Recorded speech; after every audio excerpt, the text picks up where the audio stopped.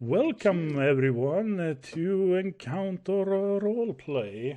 I actually made it in time, which is surprisingly interesting because Josh turned up like 2 minutes ago and none of the videos were arranged. So, yeah, hopefully you'll. Blame Josh. Yeah, hashtag blame Josh. You'll hear for the all good reasons of the Hive, which is the Hive Part 5. We are crossing the half marker now with the fifth episode. Top of my list is actually Josh looking all smashing with the tux and hat and everything. Can you please tell me a little bit about your character?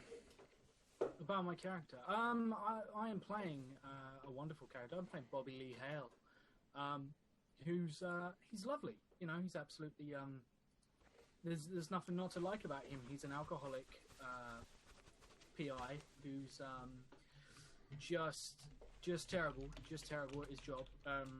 Very good at inflicting pain and all the bits and pieces. Heavily armed.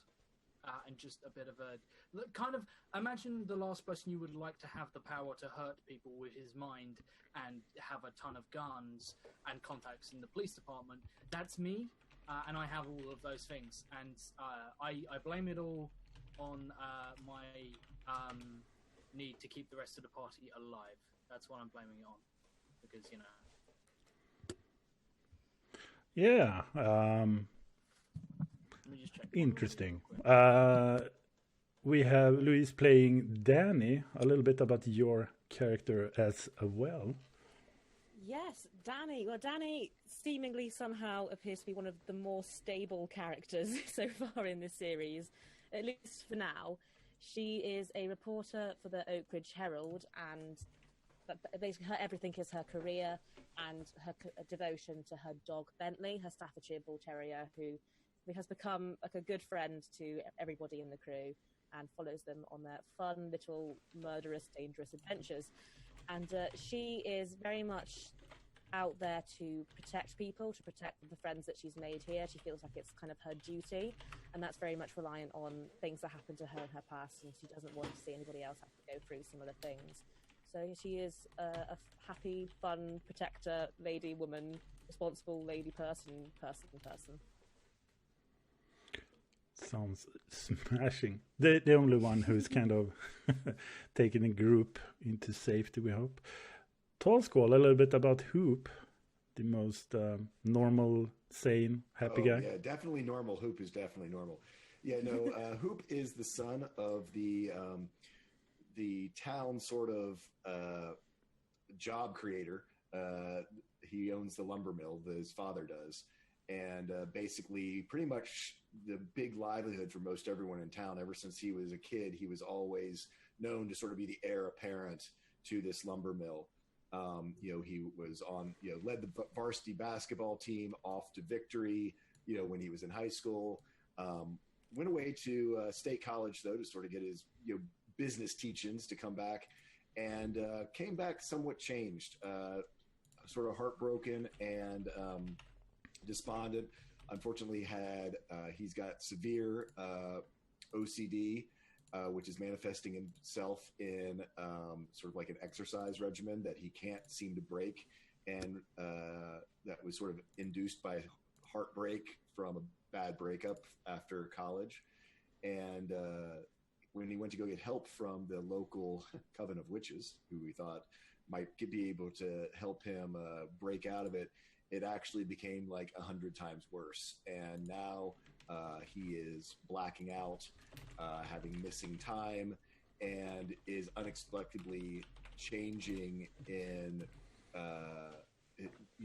his form is altering at a pace that is really freaking him out. And so he's kind of in this dark place because he doesn't even quite trust what he is anymore. Yeah, definitely a special character for sure. Kira, a little bit about Charlotte. Get unmuted. All right. So Charlotte Marks, she's the daughter of Violet, who's the barber in town.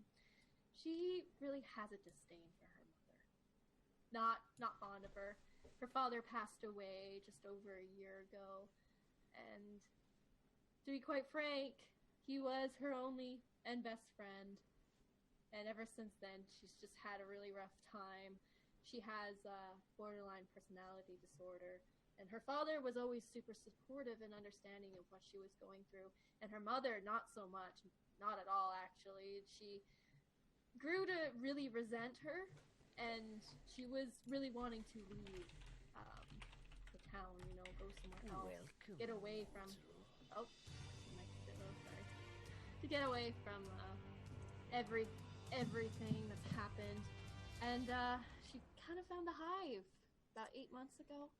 They took her in, but as a result, because she resented her mother so much, I don't know if you're touching me. She lost a core part of her emotions. Core part of it, and she struggles. She's really lonely, and she really wants to, have somebody to be there and understand her like her father did, but it's even harder now for her because she lacks empathy for people. So that's Charlotte. Some said that you were a little bit low, Kira. So might check that in.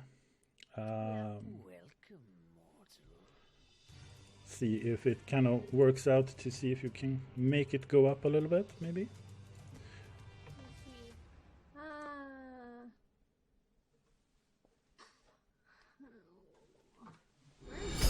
A resplendent offering. Jesus. So surely only Mikey donated 20 buckarons, making it so that it will be a search for everyone. And we have a nice Der Trolleran, something like that. Use his Twitch Prime to subscribe. Great one. Guys are the best. Yeah. Another donation for Wild Magic for Josh, because he's not even Musings. You are so splendidly dashing, Josh, so you're gonna get a I couldn't possibly. I will, but I couldn't. I shouldn't.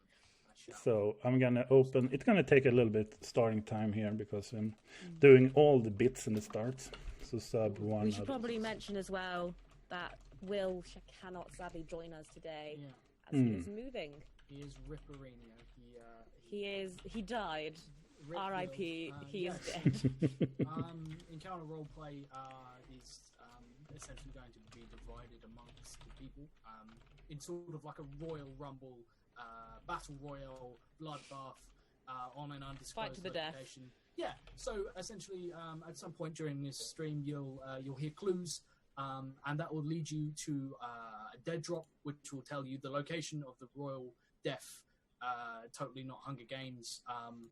Sort of epic climactic battle, and if you do kill all of them, you get Will's hair. You get a lock of Will's hair, and you inherit all of Encounter Roleplay, and that is entirely factual.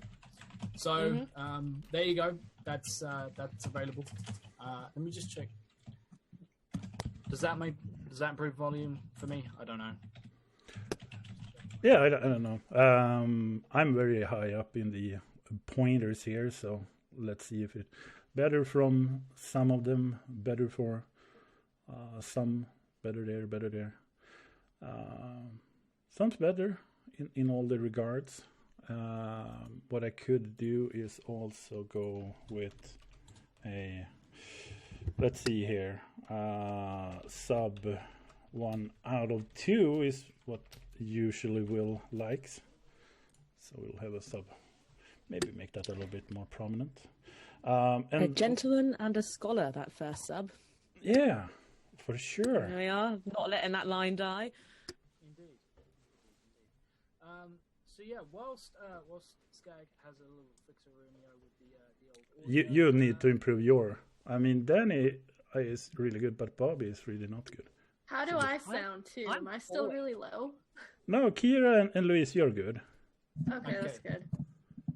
Is that better? Yeah. Yeah. That's better. Okay, cool. Yeah. So yeah, while Skag has a tinkerino with the old, the wonderful audio settings, because what would Encounter Roleplay be without technical difficulties? I remind you all that you have the opportunity to get involved today with donating Nat 1s, Nat 20s, Wild Magic Surges, creating monsters for us to encounter, and bringing in all manner of craziness. We also have viewer decisions. Don't know what that is, then if you guys want to find out more, it's all below. Check down there in donations. But viewer decisions are this cool little thing we do when we hit a certain amount of subscribers or a certain amount of followers. We will do a viewer decision, and it'll be awesome. And you guys can get involved and come up with a crazy way for you to influence the story, and Skag will just have to sort of make it work into the story. So that's your way of getting involved. But we have a ton of Wild Magic Surges to roll already. So this is done via D10,000 table. It's slightly more pumped up than the D&D 5e sort of Wild Magic Surge table, which is only like 20-odd things. This is 10,000 things. So it's going to be interesting. I'm going to go ahead and roll because I've got 2, I believe. And Skaggy, you okay with me sort of finding out what these are and letting you know, or do you want to keep it a secret for me? It's up to you.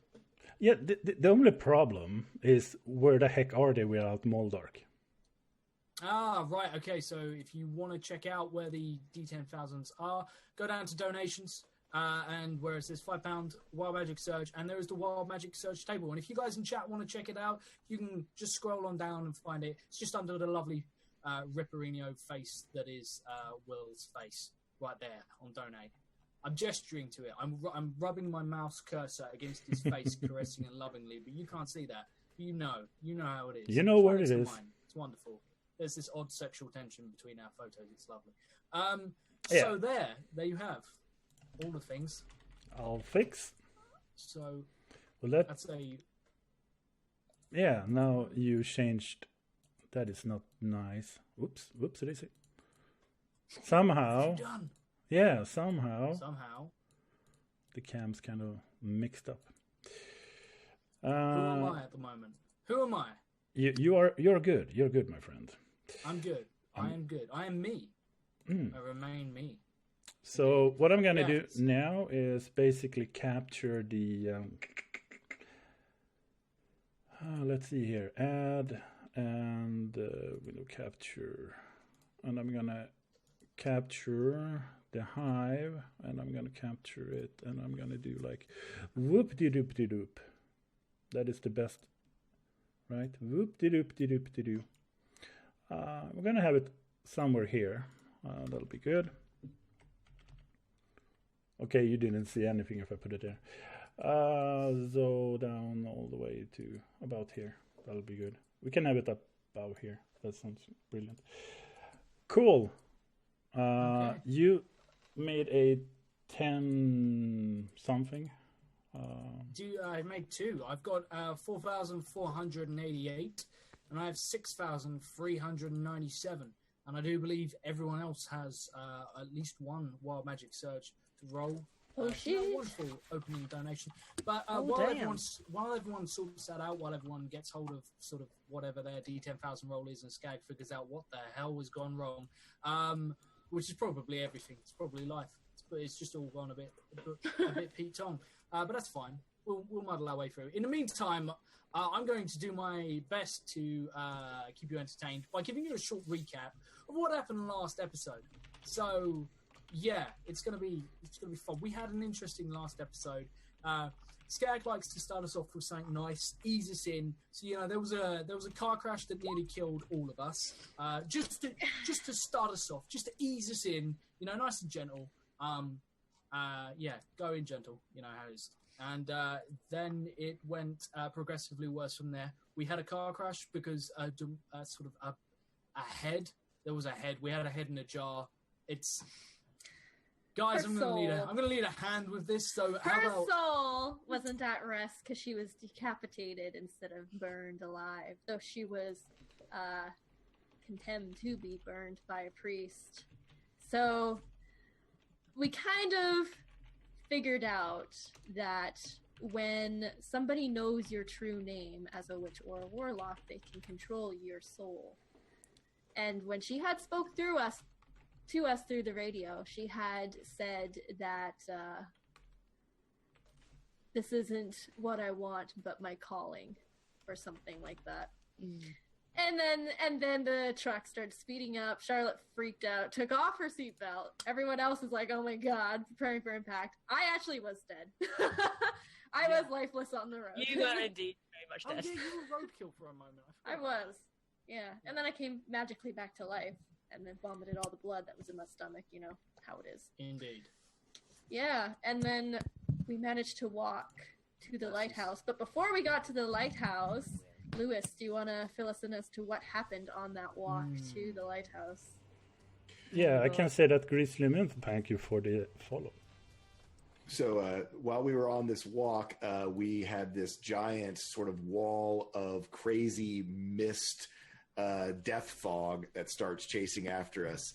And in a display of panic, pretty much, Hoop throws a flight spell that he had prepared and basically alters Bobby Graham and Will's character, just lost his name, forms into these big sort of nasty bat insect-like wings so they'd be able to fly away from it. They grabbed the two girls and who took off sprinting while Bobby basically cast this weird shield spell that was like this giant membrane eyelid that blocked the fog out, and it was pretty gory nastiness there for a little bit. But we did eventually make it to the island, and quickly found out that we were not alone. We were you actually had friends with Devil Task. Thank you for the follow. Yeah, we did, and we got there and found that there were two other. A gentleman and his son that turns out they were witches from a different sect that through the ages has been at war with the Hive, called the Covenant. Seems as though both groups, though, have people who are trying to come to a peace and end this war that has been waging sort of in the background. And I think in order to gain our trust, took us to this statue. It took us to Naomi, who we had heard about through a letter from our very first episode as being in contact with our elders who had been slain. And it turns out that it is a statue of an angel, kind of like a weeping angel for our Doctor Who fans out there. And yeah, right. And so we arrived there and discovered that it is in fact an angel within this statue who speaks into our minds and tells us that, she is here to help us and sort of bathes us in this golden light, us and the two members of the Covenant. Indeed. And she basically... She didn't really give us, like, any guidelines. She just said, "I will help you with anything." So, like I don't know about you guys, but after having the week to think about it, Bobby has, like, some debts and problems with tax and stuff that I need to be prioritized. If that's Down okay. payment on the car. Tickets. Yeah, exactly. And we probably need, Hoop's car fixed and some, some basic stuff. I would really like my truck back. Yeah. TV licensing, all the kind of stuff that you ask an angel for. But yeah, it's been good. I think that pretty much wraps everything up. And you talked about the guy with the boy too. Yeah. So this guy kind of may have. We made a fantastic introduction to a man we didn't know if he knew about the magical community. So our introduction to him was me with 3 guns, demon wings, like demon bat wings growing out of my ripped back, breaking into his van. That was the introduction in a place that I had no right to be. and luckily, it turns out he has the saltiest kid, like the most. What is that kid's deal?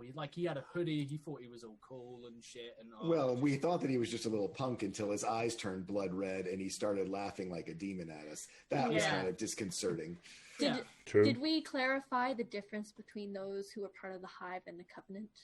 I'm not sure if we did. So I think how that came up was we discovered that we've lost a person. Yeah, just leave it, Skags, because if she pops back in, don't read all the cameras. Like that. Here she there we is. go. You had one job, Danny. Stay on. Sorry. How it happens is basically you have two different types of sort of magic user. There are those who can control their powers, and there are those who cannot control their powers. The Covenant. Indeed. Show my fantastic assistant here. So I want to change something with the roles here. You can kind of write them down on the Zoom chat if it doesn't really work, and kind of redo them. If it's like, let's say Will had something to do with dragons, kind of 2%, not really liking him or whatever the role was last time, and he re-rolled it for something else. What I want you to do is basically, and I can maybe tilting the camera now. Yeah, better. That you read them through and you yourself kind of make it kind of come into the scene a little bit on your own. So you read up on them, and yeah, that's what's going to be interesting. I'm doing that. So I can work with hoops. This will kind of. I'm gonna have to re-roll the other one, or I will die. Yeah. So the idea for it is kind of letting me off a little bit. Gotcha. Yeah, no, that's cool. So. It's a big one. Indeed. Mute when type Arenio.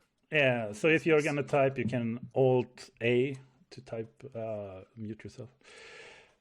I And did not know that. Skag, you were a font of wisdom.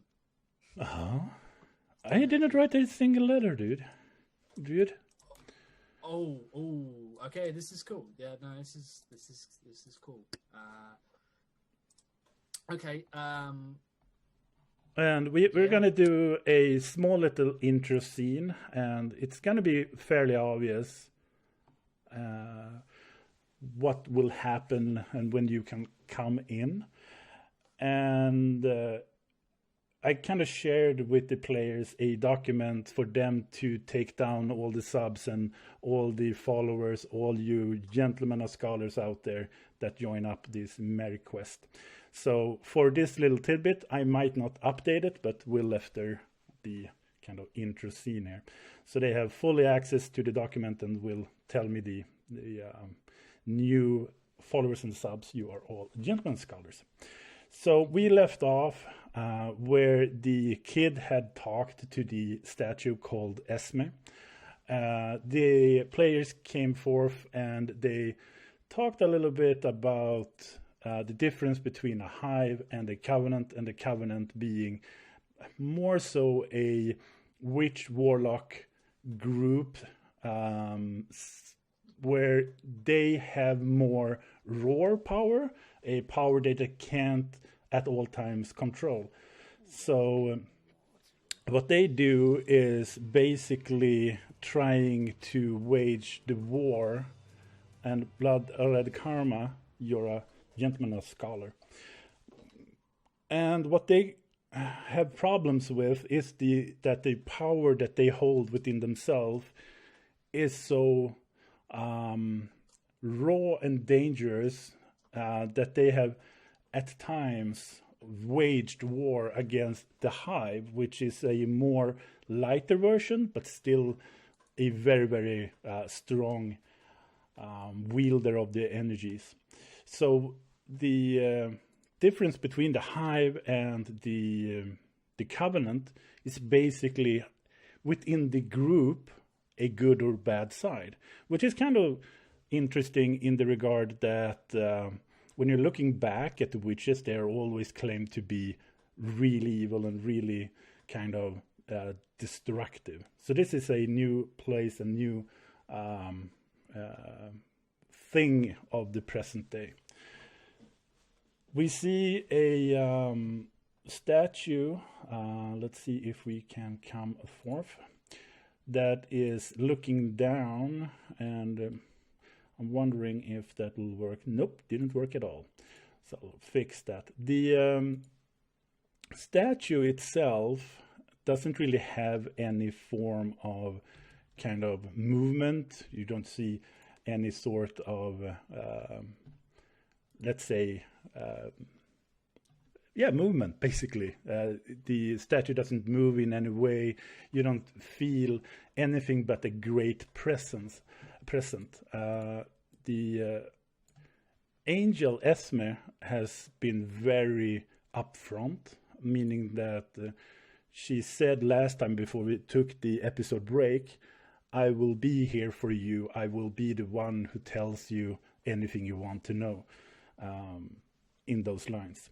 So Esme has kind of presented itself as a hand directly from the archangels. And Esme is coming from the archangel of Uriel. And she is now presenting the characters a possibility and mean of actual kind of closure to some things that they're wondering. And there is a small presence, there is a small feeling of just a calm setting. It's almost like a blanket around them that kind of just set the mood of a small at ease. And the voice doesn't really come forth from the statue itself, much more so that the voice is almost booming inside and the kind of resonance inside their minds and spirit. So it's a almost like wearing a headset or something like that. The last comment was basically, I will help you with anything. And is there any of you who bring in your magical search in any way, or do you want to ask a question? Well, I suppose with my magic surge, all my gold turns, it just combusts. So if I have any money on me, my pockets are just gonna go. Wow. So no more rent money. No more rent money. Yeah. Big old flame. You have a flaming purse right now, basically. You should have spent it. I told you it was burning a hole in your pocket. Yeah, I literally have. Did you really do that? Yes, I did. Look at me, Jay. I'm the most ridiculous man. It's been a fun streaming with you guys. Yeah, see you next week. At some point, we're going to have a ridiculous off, because that could get interesting. Yeah. I have a cane. So, coming back to the game. Sorry, back to the game. Back to the game. Yes. No, I think Hoop being kind of full of self-loathing and where he is, and I think he asked her, can you stop what's happening to me? I don't even know if I'm human anymore. I don't eat. I don't sleep. Well, I have to eat because if I don't eat, then I black out. And what's happening in the last 2 months I don't even know what I'm turning into. I don't know what this is. I just want out. I want out of this whole magic business. I need help. And you feel almost like a cold shiver coming, running through you. It is the sensation when you are having a small brain freeze, a very cold ice water drink or something. This kind of icing kind of power through. And you clipping with your eyes a little bit, and you hear this voice, and the rest of you hear it, but very, very softly, almost like you have to concentrate to actually listen in. You seek someone that could help you. I see that now. You want to be rescued. However, the transformation have already started. You seek an ally, and I'll help you with that.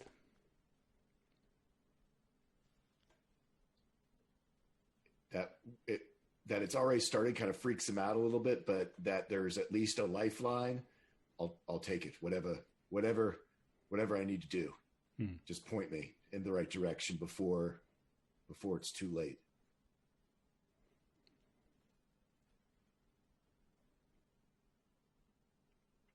And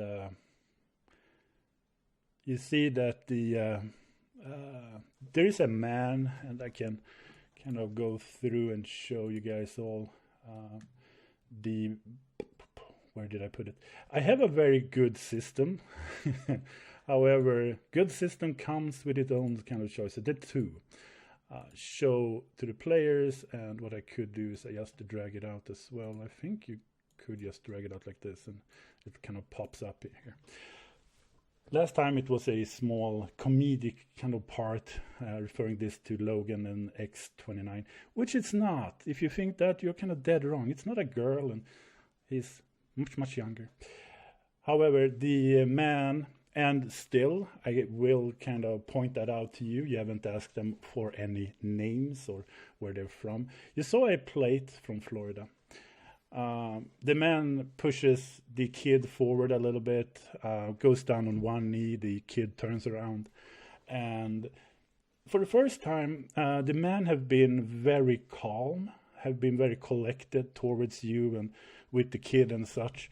But as he kind of sits down and as he kind of approaches the boy, he looks into the boy's eyes with a small, I would say sadness, but it's very, very, very kind of hidden, but still there. He doesn't seek the boy's eyes at first.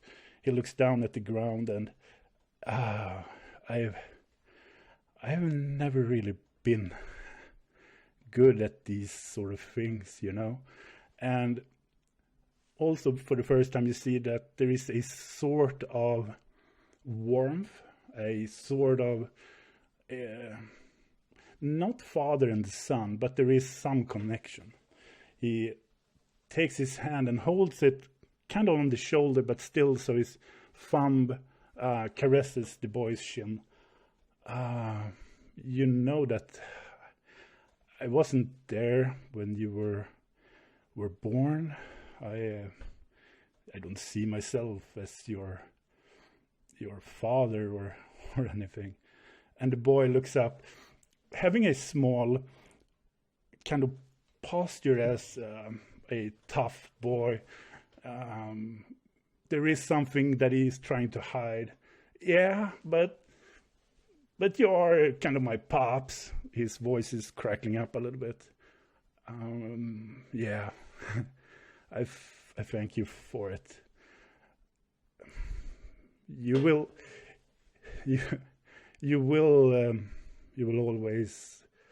always be there for me, close, you know. And he's tearing up. You see a small tear kind of finding its way down the cheek. And he goes,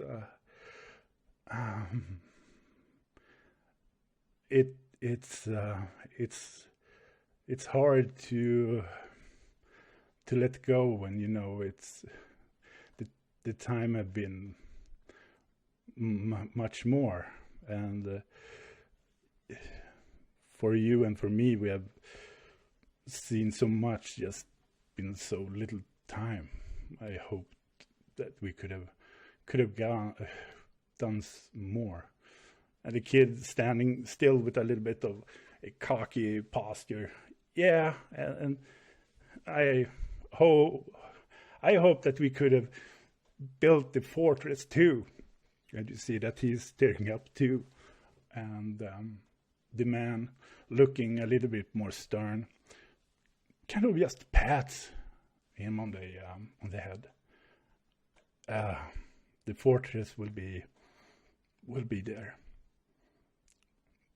And he cries, and the boy kind of stands up, turns around, and looks at the statue, taking a hand on the statue, and there is a energy. You have heard or maybe sensed the energy kind of flowing through you.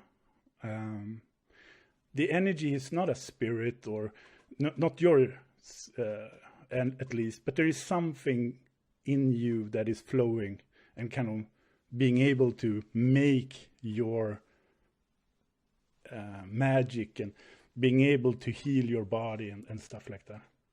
You sense that this energy kind of flickers, almost like a light is about to go out. It's a very strange feeling. And you find yourself kind of looking at each other as, is it just me, or is something happening right now? And all of a sudden you see that the boy is starting to flicker, and he is kind of slowly taking a way. So in a matter of a couple of seconds, he's just gone. And the man drops and cries. Yeah.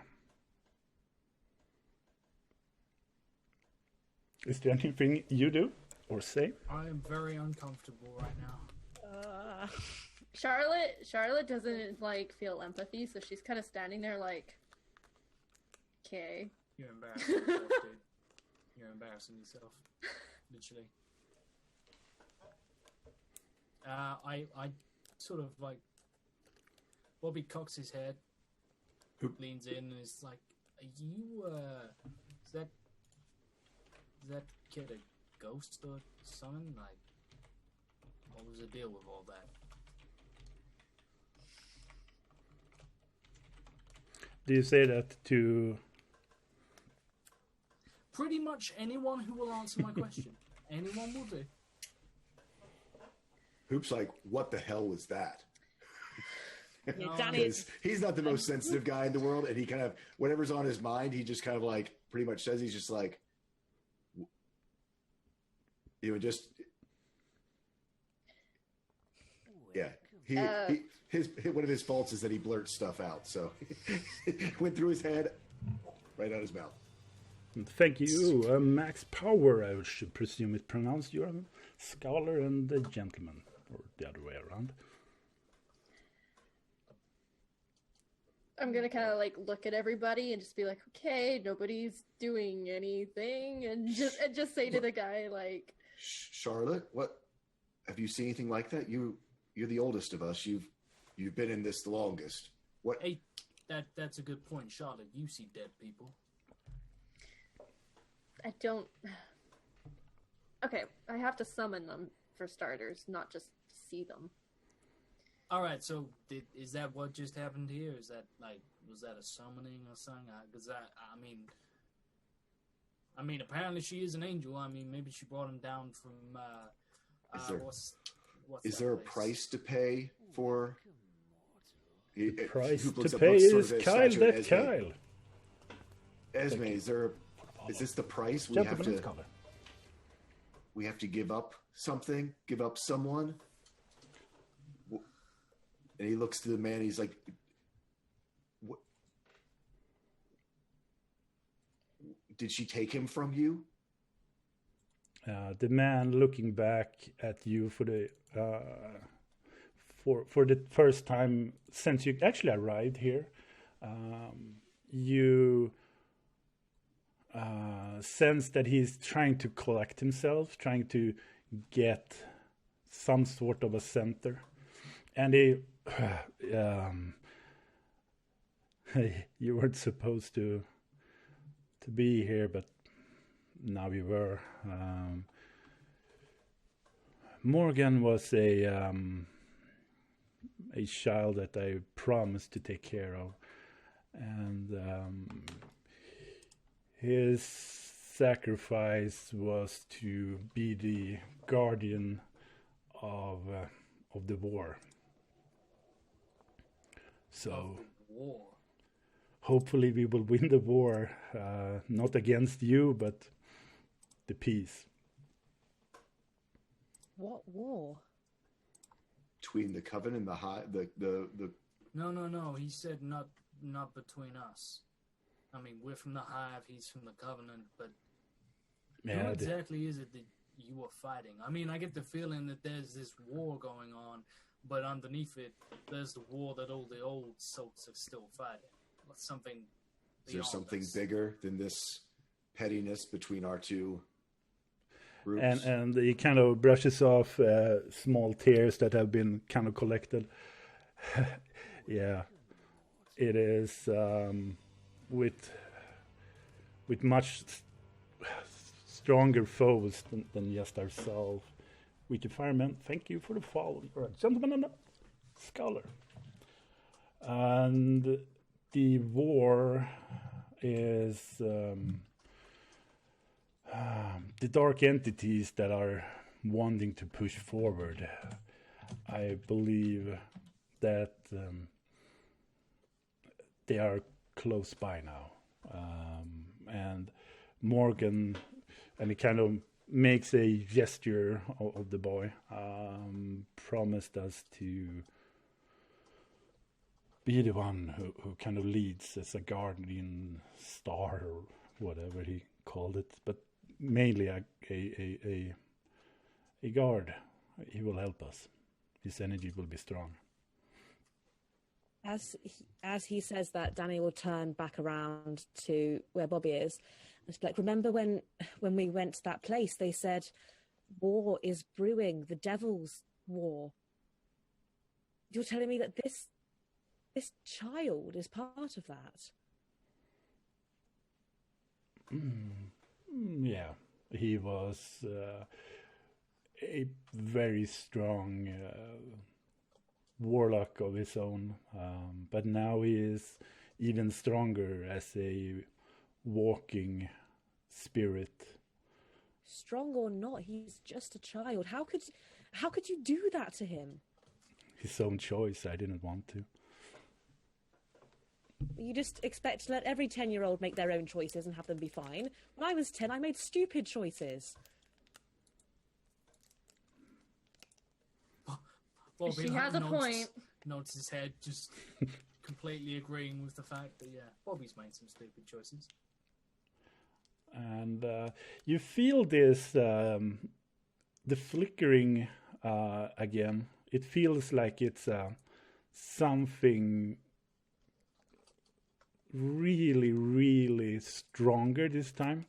It's almost like you have this power you can use, you can concentrate it, you can kind of almost conjure it and shape it in any way you want. And for the first time, you feel that it is almost like a small fire flame is about to die out. It's almost like your energies are just deleted. But it's not, but it feels like it's tingling in the fingertips. And you kind of look around and you see this small, just hint hue of gray mass of fog lingering where you stand, and you haven't noticed it before, but it is kind of coming up from the earth itself. It is slowly arising, and you see that the man looks a little bit more not so much scared, but a little bit more hesitant, and kind of takes a step back and start to look around. I I look to the guy and look around and say, "So, is this like bad news or something? Because I mean, I look to the guy and I'm like, we supposed to be worried about all this? Because this fog is kind of starting to piss me off." Yeah, we didn't have a good experience with it outside. I mean, does it look like the same fog from outside? Oh, that was a hue of maybe blue, I think it was. Or So this is something different. Who asked? Is this fog Morgan? Is this what he's become? Kind of Bebop Black. Thank you for the follow. Skullman and the gentleman. You see that the man looks at you, and he's still not backing or walking away, but is more so trying to find wherever is the origin of it. And it's almost like a light switch on off. And you see this shape of someone, male or female, having this flowing robe, a complete dark silhouette. And the voice is emitting from this dark entity, and you feel not fear, but unease. I am Cain. I am the one who killed my brother. I am Apollyon, the place of destruction. Where I walk, fields burn. Why have you taken my soul? And you yet again feel this kind of light warmth trying to almost push away and make a stronger presence. And in a way, you realize that it is Esme and this entity kind of making a battle between presence in this kind of closed environment. And for the first time, you see that, or more sense, how a power and another kind of jolting and almost making this awareness battle and this kind of trying to compress and see who is stronger. Esme at this point is much, much more grounded, even though the entity is coming up from it, she's more grounded here. It is almost that this is her domain, while this dark entity is pushing into this domain. And Esme is calling out, I letting you keep the soul. The powers are mine. And the entity, and you feel this kind of battle between them. So there is no pause in what they are trying to say. However, it will be for me because I'm gonna try to remember and convey it in the best way. And the dark entity makes this big motion, kind of turning around, and it feels almost like when you have cloth in water, kind of slowly follows, even though the dark entity has moved, has kind of turned, and the robe slowly follows after. You have no right to take what is mine. I am the keeper of soul and power. And for the first time you feel almost this sassiness coming out of the kid from Esme. I feel that this is something you are not really understanding. You are the keeper of souls, and the soul is yours, and you can keep it. We are keeping the power. If there is nothing else, we are done here now. And the energy kind of very strange for you. You feel that the dark presence of the energy, the entity, just drops. And you feel this feeling of your own kind of power energy being boosted up, almost like cranking it up again. It felt like the dark entity sucked your own energy out, but as soon as it dropped, you were kind of fine. And the presence of Esme, the strong angel, just gives way, and the area now feels and then blooms of this more warmth, calm, not so airy anymore. And this one was maybe a win for Esme. And you felt that the dark entity was a little bit owned and kind of just nope, and just dropped and just went back. The man stands up a little bit more, looking at the statue, and we need to go to the twins, right? And trying to convey, I really do need to do this. Kind of, I'm not really sure. And Ronin UK, thank you for the follow, gentlemen, and that scholar. And for the first time, you feel that the Esme is now in another mood, another state. And it feels almost like a nudge, almost like a push for a yes. Not so much saying like, yes, do it. More like, go.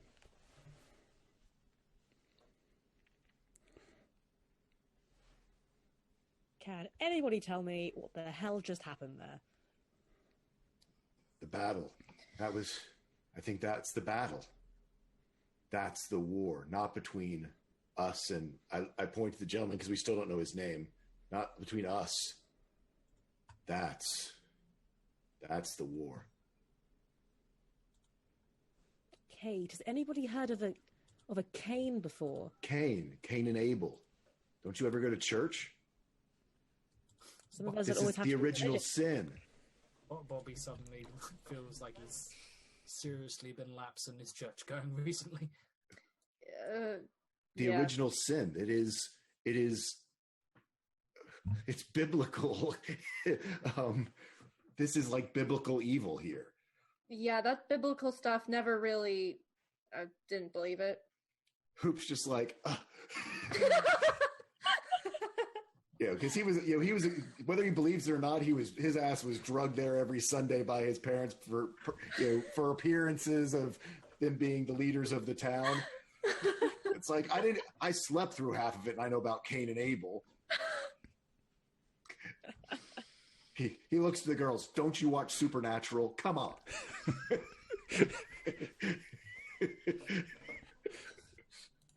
Some of us have more important things to be doing, Hoop. Yeah, so do I. I don't watch that stuff. Oh, really? Really? He's got like a supernatural shirt on and everything. Yeah, I was gonna say underneath you see his little. He's got the tattoo. So I look at the guy and I go, first thing, what's your name? We probably should know you. And she was saying we need to go see the twins. Where? Who are the twins? And where do we go? And he looks towards you guys. You sense that he is not really there, mostly because he kind of watched his child go away, or half child, or whatever I can call it, and all this. So he trying to pick himself up. Acrylic Candor Rex, maybe. Thank you for the follow. You're a gentleman and scholar. He looks up to you and kind of shakes everything off and getting more and more collected by the second. He Yeah, I'm Matthew. Sorry, I haven't said it earlier.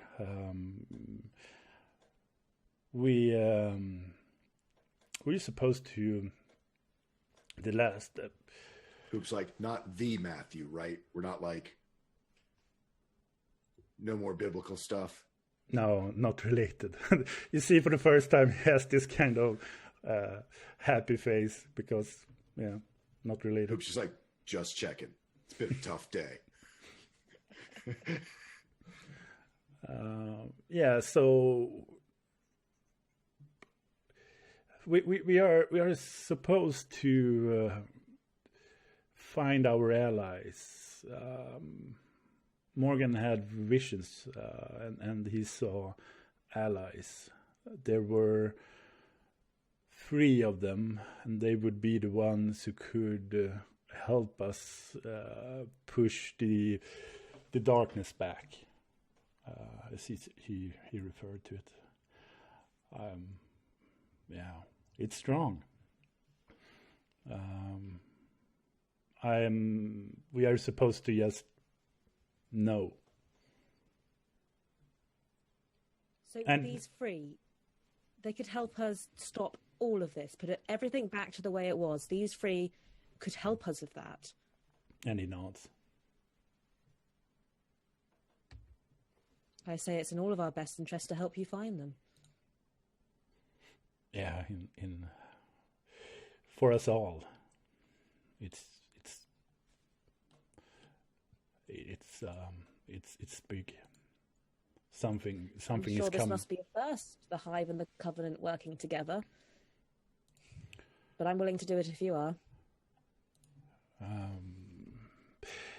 This, whatever it is, it's far more than any of us. We need to find whatever we need. We need to find a solution.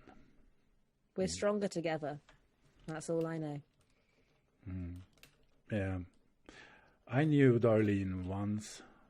She said that we are supposed to use our powers in the ways that help, and we are strong enough to move the very stars. And it kind of, yeah.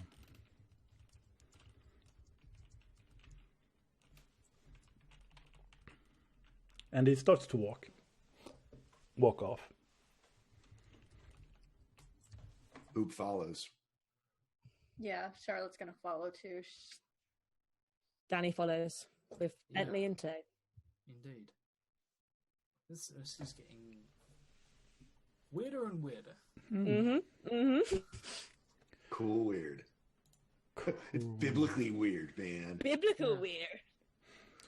So you sense that there is a shift, a small kind of turn. You were once in this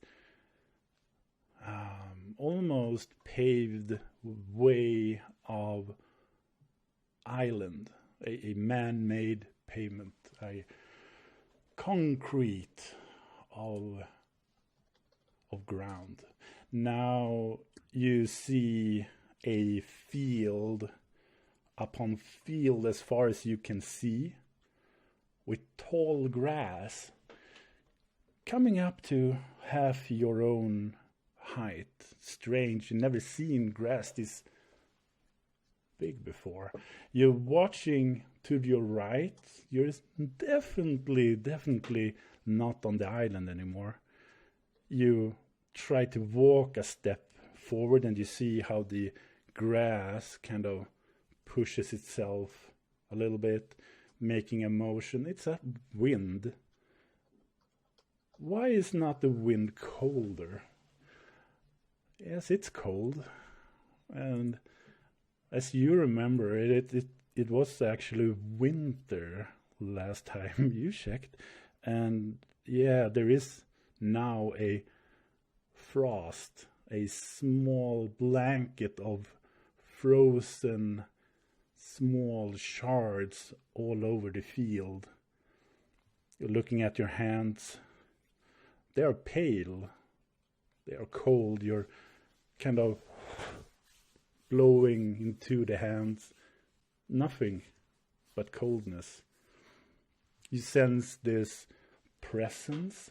You're not alone. You sense that there is someone there that you've kind of met before. You know who it is. You're looking back and you see this person you talked to. You met the person at the crossroad not long ago when you knowingly did what you did. And the person is looking down at you, taller than you, looking down, and says that the time is slowly coming. And you nod. You know, this is something you've been waiting for. And you turn around and you share this smile. And you know that this is a connection that you will probably have even though that the ending is coming near. And the hoop you see both Danny and Charlotte smiling, talking. You see that Bobby is moving far, far ahead because he's much more interested what will happen now. Will we walk off? Yeah, we have the van, but not our van because I tried to kind of smash it in, you know. So, Hoop, you're walking a pace or two in the rear. You look back and you see this statue and you feel a small voice reaching for you. And you can't decide to push it out. You can't decide to welcome it. It just comes to you and says that whatever you want, the nearest angel, I'll be there. Whatever you want, the nearest angel, I'll be there. Yeah.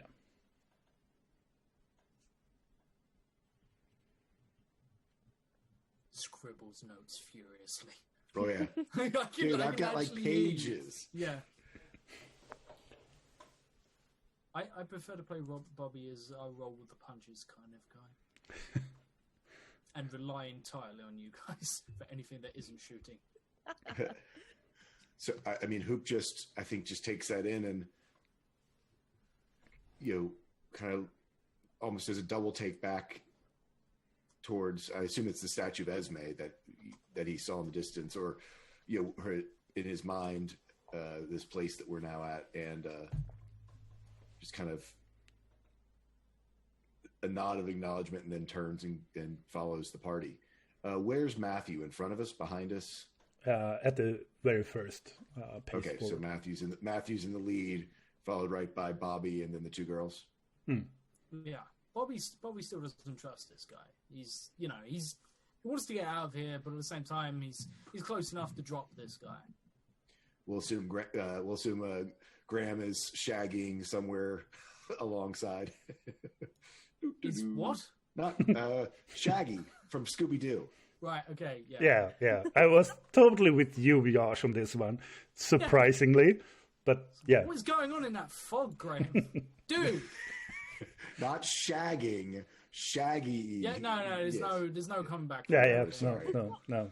I'm gonna go ahead and call phrasing right now, so Xenos will get off my back about it. So, Bobby, you are walking either beside Matthew or behind, which is your preference? I'm coming up behind him, phrasing. Yeah. So he will go for his van. Is there anything you want to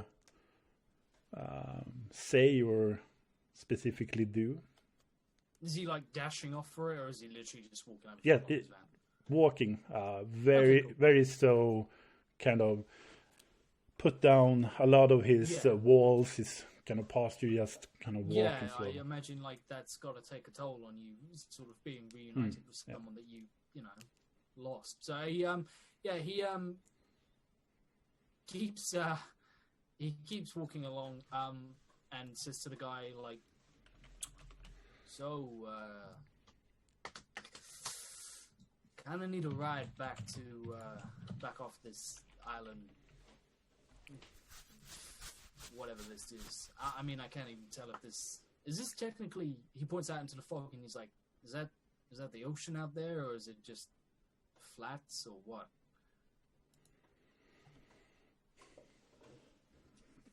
And you see that he's trying to compress a huge, vast information, almost like, how do you explain this really math problem? How do you describe birds and the bees, whatever, to a small child? He's looking at you because you have no clue. Well, have you ever heard of purgatory? And he kind of blips his car. He has these car keys, and you hear the clonking sound from the car doors. He's just like, right, okay. So basically, instead of just giving me a straight answer, you're going to give me a long stream of bullshit that I don't actually care about. Fantastic. Glad we nipped that one in the bud. I'm going to drive shotgun. Is there room for everyone in the back? I mean, what you got back there? I didn't actually break into your truck earlier, so... I just asked if you knew what a purgatory is, but yeah, I know point purgatory. It's basically being stuck alone, having a really boring conversation with someone you don't particularly care about, that kind of thing, you know? And that is what is out there. There is fantastic. I feel like I passage. might already be out there having this conversation with you. So can we move this along? I'm just gonna, and I like Bobby just walks over, gets in the car because he's had enough. He's had a long day. He was thrown almost through a truck windscreen. He's killed a witch who was already dead. He's fucking it was a kid and he was a dick. Just nah. So Bobby just wants to get back in a truck, get back in a vehicle. Hoop's walking, by the way, because I will not let Hoop get in a vehicle with me, because so far we have 100% success rate of swerving off the road due to a creepy female from a past time who was dead. And it's all Hoop's fault in Bobby's eyes. It was my truck that got ruined, man. No. We scraped Charlotte off the floor. Well, you scraped Charlotte off the floor. Again, yes, I scraped Charlotte off the floor. I also scraped you out of the seat. I scraped Danny out of her seat as well before the truck exploded. So get in the car. He hands him a bottle of whiskey. Just drink up, buddy. Let's go. Thank you, he says, taking the whiskey through the 4-4. Yeah. Drinking. And as you open... And what do you hand me back? Yeah, I hand you back a... Yay! Protein bar, because we got each other's backs, buddy. You give me whiskey, I'll give you protein bars, and we're all good. That immersion. So when we're opening up the van, you actually see that there are seats upon seats in the back. There is actually not the classic kind of just emptiness. There is actually several seats. So Matthew, jumping in as the driver, starts up the van, starts up directly. Takes a couple of seconds for everyone to put the seat belting on. I'm just making that known. You keep your seatbelt on this time, just forewarning, please. I panicked, okay? And you did straight up just turn around and go, "Oh, we're going to be in a car crash. Better take my seatbelt off." And we were like, "What are you doing?" The car's going out of control. I guess I'll get out.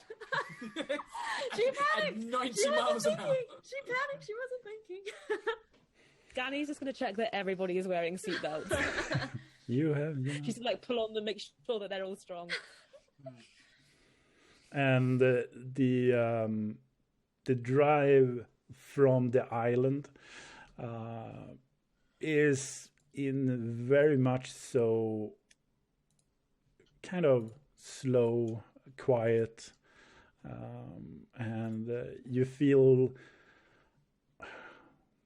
none the wiser whatsoever. More things have been put on your shoulders that you weren't supposed to have. Bobby, is it, and I'm gonna go by everyone now, is there something that you want to bring up? The scene will be you driving from the island back to town of Oak Ridge, and he will drop you off and say that tomorrow we will meet up at the Becky Steiner yet again. And from there, make a something to actually work with.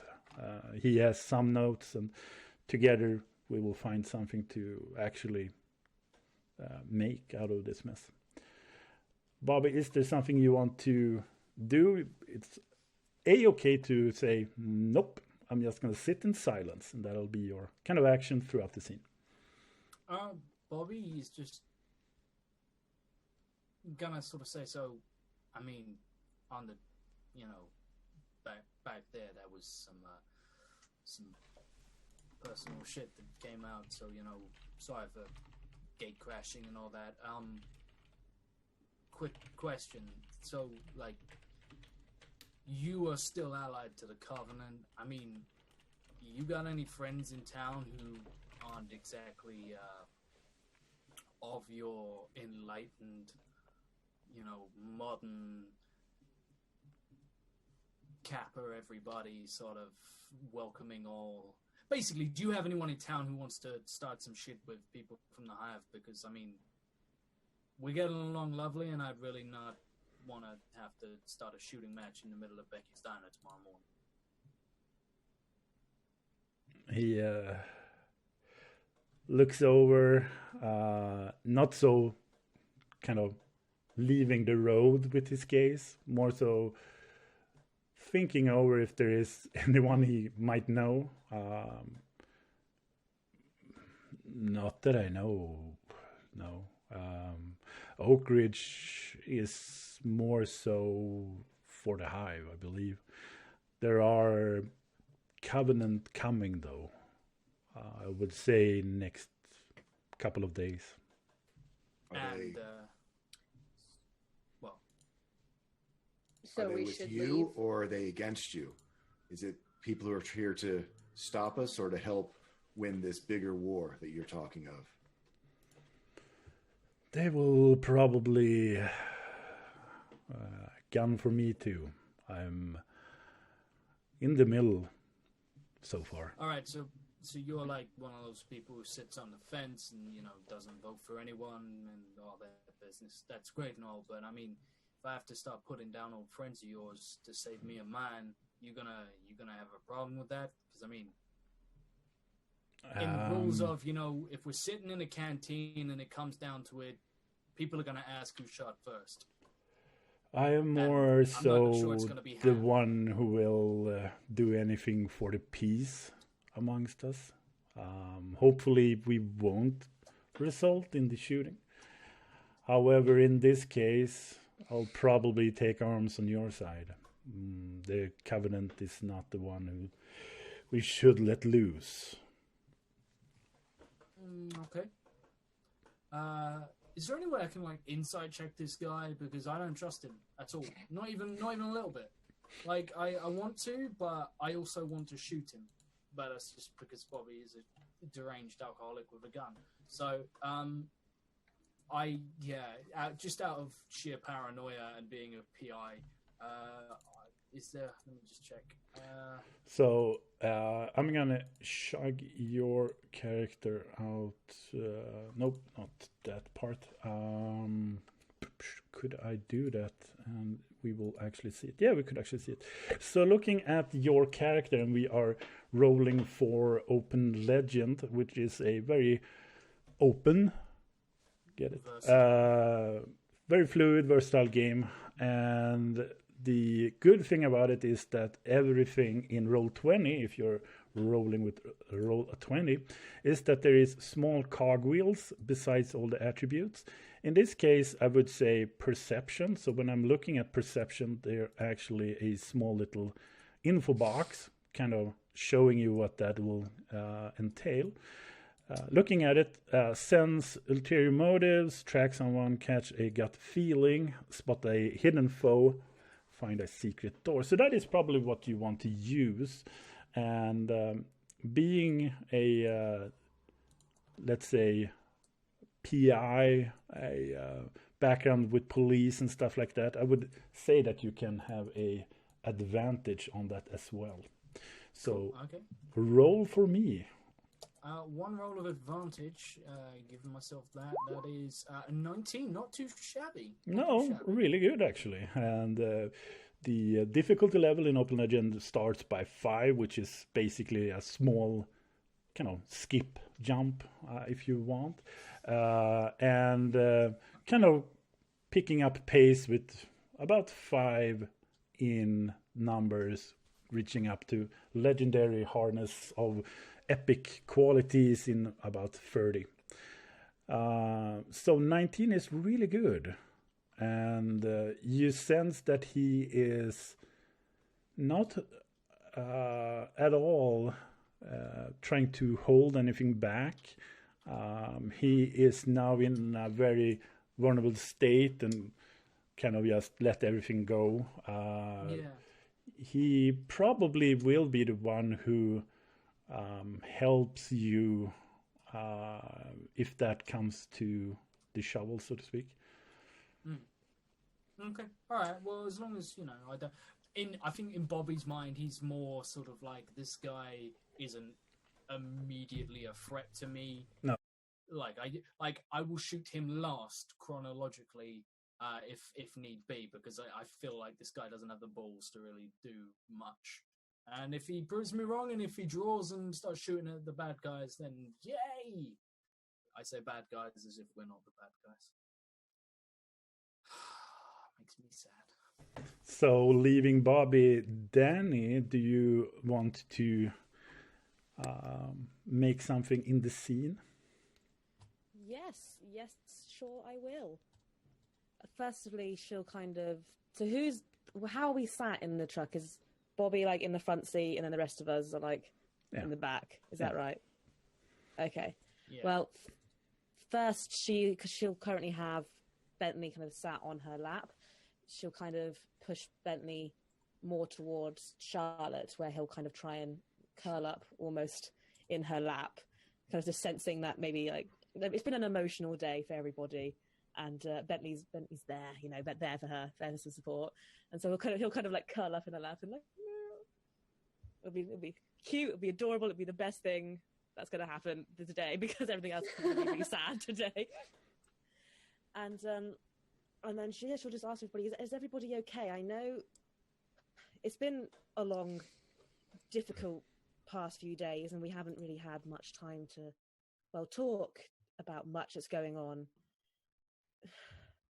I know that nobody's particularly doing great, perhaps not even okay, but I guess I'm trying to ask, is everybody okay? I guess, yeah. As okay as we can be, at least, with all this going on. It's been very confusing. Why us? Why me? But I guess, gotta keep going. At least we're in it together. I don't know what I'd do if I was doing this on my own. Oh yeah, no, definitely. I don't know about you guys, but I can't possibly think of anybody that I'd rather be doing all of this with. I share that exact same sentiment. Okay. You guys even hear yourselves Well, clearly no one. We've put 5 bodies through a wood chipper yesterday. No. Me and you put 5 bodies through a wood That's chipper. who I'm talking to. Me and you, we put 5 bodies through a wood chipper yesterday. He looks at Charlotte. You were dead on the road. You were roadkill. Kinda wish I stayed that way. I mean, oh, let's all have a big hug. This is not okay. This is not. We just saw some kid turn into a stardust or something. I mean, Cain from the Bible just had a fight with an archangel in front of us. Look, we can't do anything to stop it. There's no point in getting all emotional about it. We just have to keep going.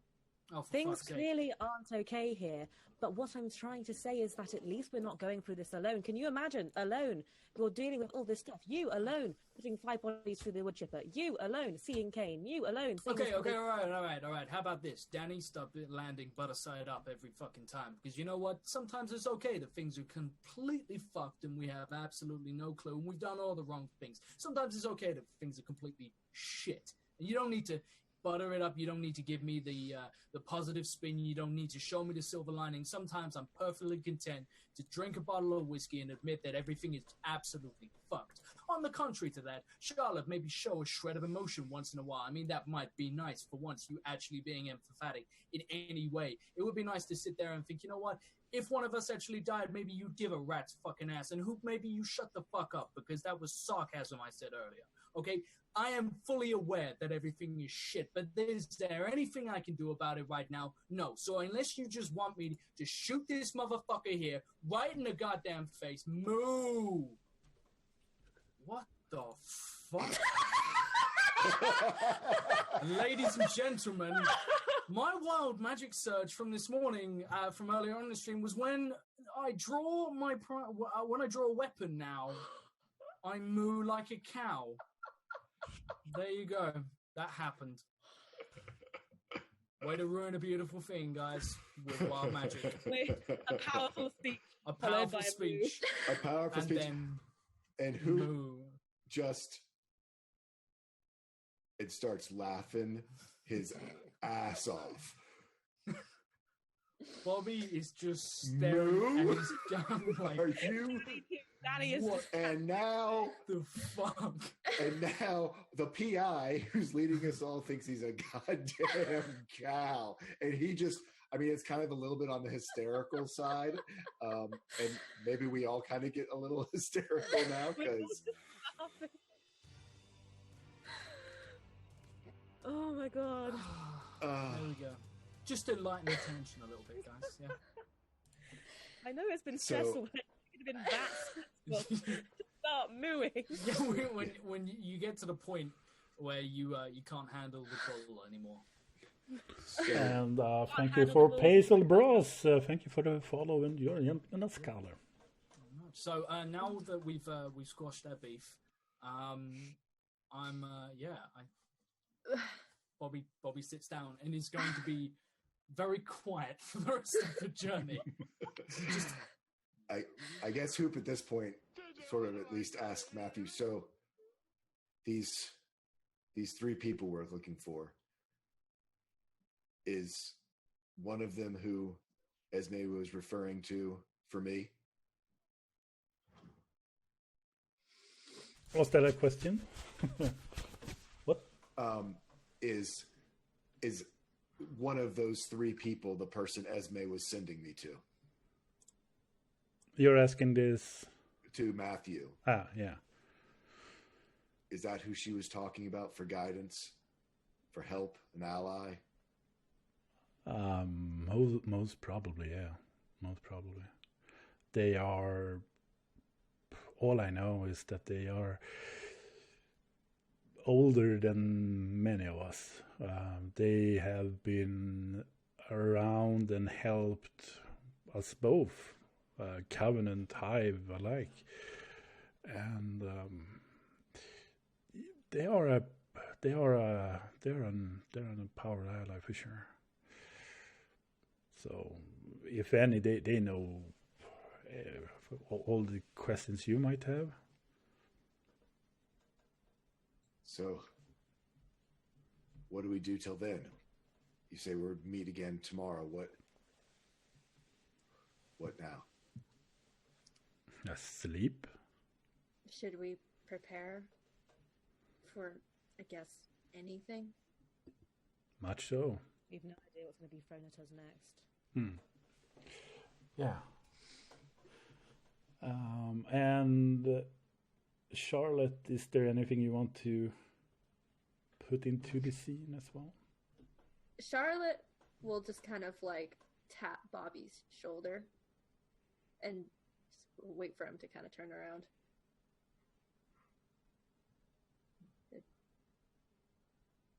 Bobby?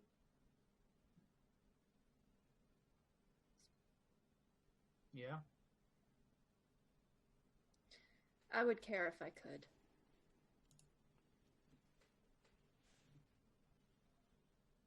I'm not even gonna try and psychoanalyze that. Like, that is just... That... It's not. I'm not being sarcastic. In all seriousness, I can't. It's part of what happened when I became part of the Hive. Oh, fantastic. So you actually have no emotional range at all. No, I do. I mean, for God's sakes, didn't you see me laughing? No, it's... Bobby looks uncomfortable. Just... We weren't going to talk about that. It's just... It's a long story. It'd be better explained, I suppose, maybe later, but it's just that. Hoop looks at you and goes, it's like reading a book. It's like when you look at someone else, it's like a Wikipedia page. You read the words, you see the facts, but there's no connection. There's nothing. Not exactly how I would word it, but yeah, it's something like that. I understand. As much as I want to, I can't. That's what's wrong with me. I made a mistake with what I gave up. Yeah. Anyways, should we... Well, to be quite frank, I have no intentions of seeing my mother. So perhaps maybe we should figure out if we're going to be all staying together for the night or splitting Maybe we should up. go back to my place. She said together, and certainly our magics together are more powerful than apart. I sigh and just say, how about you all crash around mine? I mean, I got spare rooms that the kids used to use. I mean, I've got, well, my car's there. I got a couple of trucks that are, well, kicking around. And you can see out in every direction. I mean, if anyone wanted to sneak up on us, we'd have killing fields outside. So it's not a bad place to sleep. And, we don't have to sleep on the floor. I got enough beds for pretty much everyone. I have to go by my place, but I'll meet you there. Yeah, that's fine. Look, I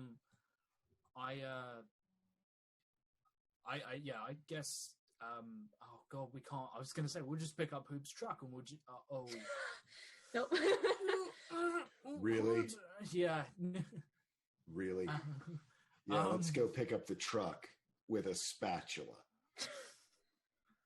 Maybe a crowbar too. Hey, your truck's screwed up, but it's not Charlotte. So, I can still Salty. feel offended. Salty. I'm trying to make a joke here, guys. Jeez. Anyway, if you can't make a joke about, car crash and death, and I mean, what's the point? He's got a point. If it can be humor, no matter how dark, Yeah. perhaps that's what's going to get us through this. Well, That's the first. That's the almost first needed thing a you spatula said. to get Charlotte up, but Yeah. Right. So, I would suggest if we head back, we get we go round Becky's. My truck's still parked on the back from this morning, so we'll go pick that up. Hoop, you stop off at yours. We'll all drive back to mine. We crash for the night. We get our heads straight, and we figure out what we're gonna do about meeting. And he like points to the guy driving, who like sat right next to him. Was like meeting this guy tomorrow morning. Sounds like a good plan to me. Well, that's because I came up with it, and it's fantastic. Oh, of course, of course. You only ever come up with good. So the ride itself is stopping first at Hoops, I guess. I think it was Becky's to get Bobby's truck. I mean, we can drop all at Becky's. Yeah, I'm walking yeah. distance from Becky's, so Yeah, they're just around the corner. So like, it's a small town. So yeah. If he drops everyone off at Becky's, we can go in, grab a coffee. He can go home, grab all the protein bars and weights and weird shit that he needs, and then we'll just Yeah. So be around on. Thank you for the follow. You're a gentleman and a scholar. So the van goes through the town, and the town of Oak Ridge, a small community, has just one main street with the stores, the houses divided up on each side. You see Becky's Diner, an old establishment where Jenny now works with her father, almost said her father, Donnie. When you are traveling through here, there is this moment of, okay, we have talked about what we want to do, where we want to go, the tomorrow and such. You get a little bit like, I'm gonna ease up. I'm gonna, and you hear this voice, and the voice is, as you know, the same. And first, some of you might see it in the rear view mirror. Some of you are turning back. Some of you are just kind of, what? It's a little bit up to you how you react to it. Yeah. Moo. Right. Just so you're aware. Moo. drawing your gun. Yes. This is gonna get old very quickly. The voice is, as you remember it, equally sassy as before. You thought you could get rid of me that easy, and you see the boy sitting in the back. It's almost a faded out picture, like an overexposed, or it's not the boy Morgan as you once saw him. It's a shimmer of him, not as some of you might know, the glimmering effect of Twilight, but still a small hue of an almost like an overexposed picture. And it's weird that Matthew doesn't be like, oh crap, oh shit, what are you doing here? He is merely looking up through the rear view mirror. Hi, how are you, kiddo? And continues driving off in this Oak Ridge. Is there anything any of you want to do instantly, or do you want to be more composed? I'm just gonna be like really tense. I'm just gonna be picking up the cues from Matthew and just trying to stay composed. Yeah, no, I'm just gonna chalk it up as another one of those weird things that has happened in the last 48 hours. Hoop's gonna go, hey Bobby, your buddy's back.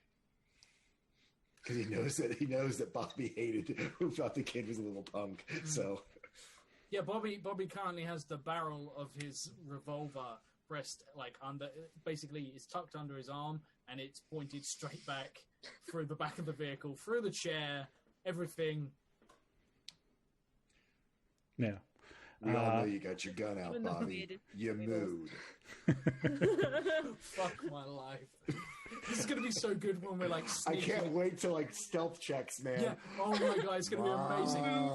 No, where it's just gonna be that moment where it's just gonna be absolute quiet, and then I'm just gonna be able to say something beautiful like, "Moo, motherfucker." Boom. With the tip of his hat. Yeah. With the tip of my hat. The boy looks and how are Bobby? Are you looking back any, or are you just looking straight on? Not acknowledging him with anything other than the barrel of my gun. Yeah. He's getting a silent treatment from Bobby. Oh yeah. Yeah. Well, no, he got a moo earlier, but that's it. That's all he's getting. And you get this voice getting a little bit grinding from Bobby as he goes, "You should lighten up, you know." And Bobby sees this small sticker kind of peeling off on the dashboard of just a yellow smiley face. And it wasn't that there before. And as you kind of seize this moment, the momentum of him is just gone.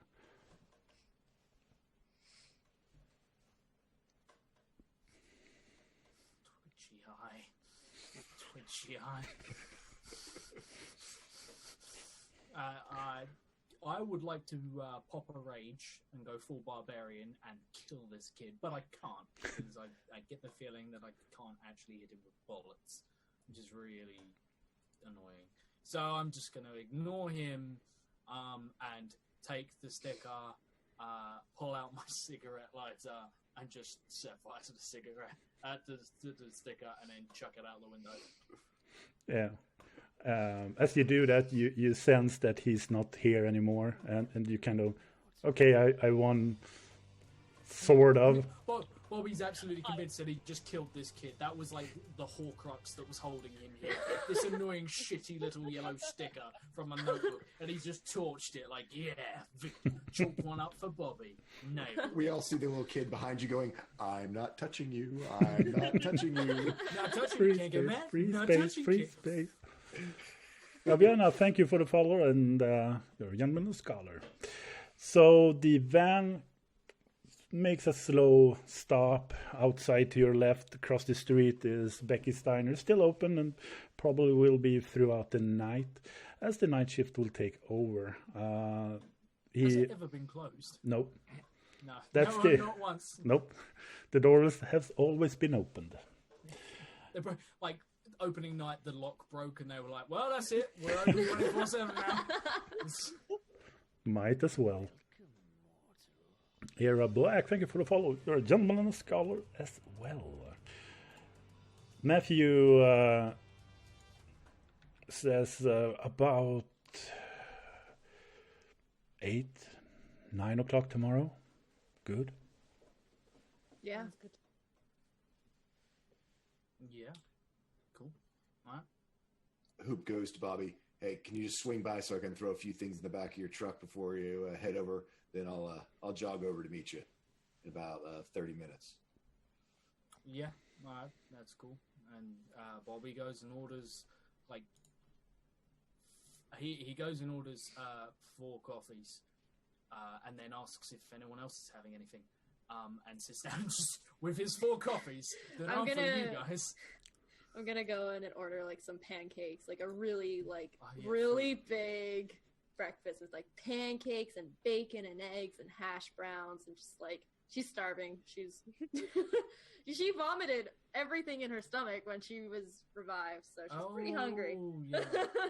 Yeah. I'm gonna go ahead and second that order, Skag. But can I have my bacon extra crispy, and extra syrup on my pancakes, and like, could you bring and yeah, just a little cream for the coffee if that's okay. Do you have any sugar? And condiments, bring them over, and yeah, that's all good. Hoop just kind of looks at Penny and she's like, "Yeah, the normal, you know, the 11 egg omelet, you know."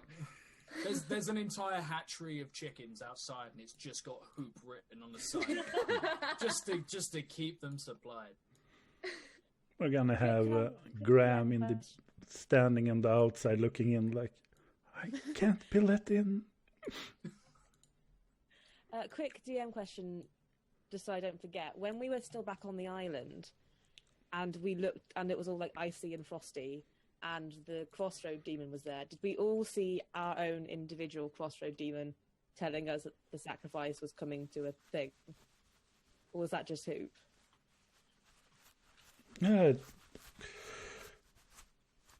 About the field of frost or anything? What's that? What? Did we all see the thing that gave us our power, like Hoop did? Yeah. Or was that just Hoop? Hoop didn't get any power. No, I mean, but he saw like the crossroad demon that sort of made this deal with him. Yeah, when he made the sacrifice. No, Hoop saw Charlotte and Danny smiling at each other. So it was like a vision. Okay, right. So he's seen.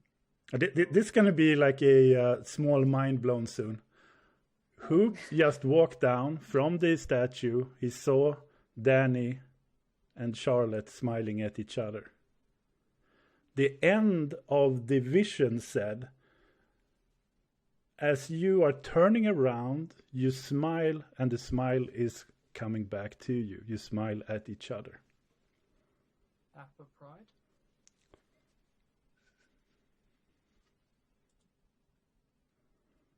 Meaning that that it's either Danny or Charlotte who had that vision or connection. As you are looking towards, you smile, and you get the smile back.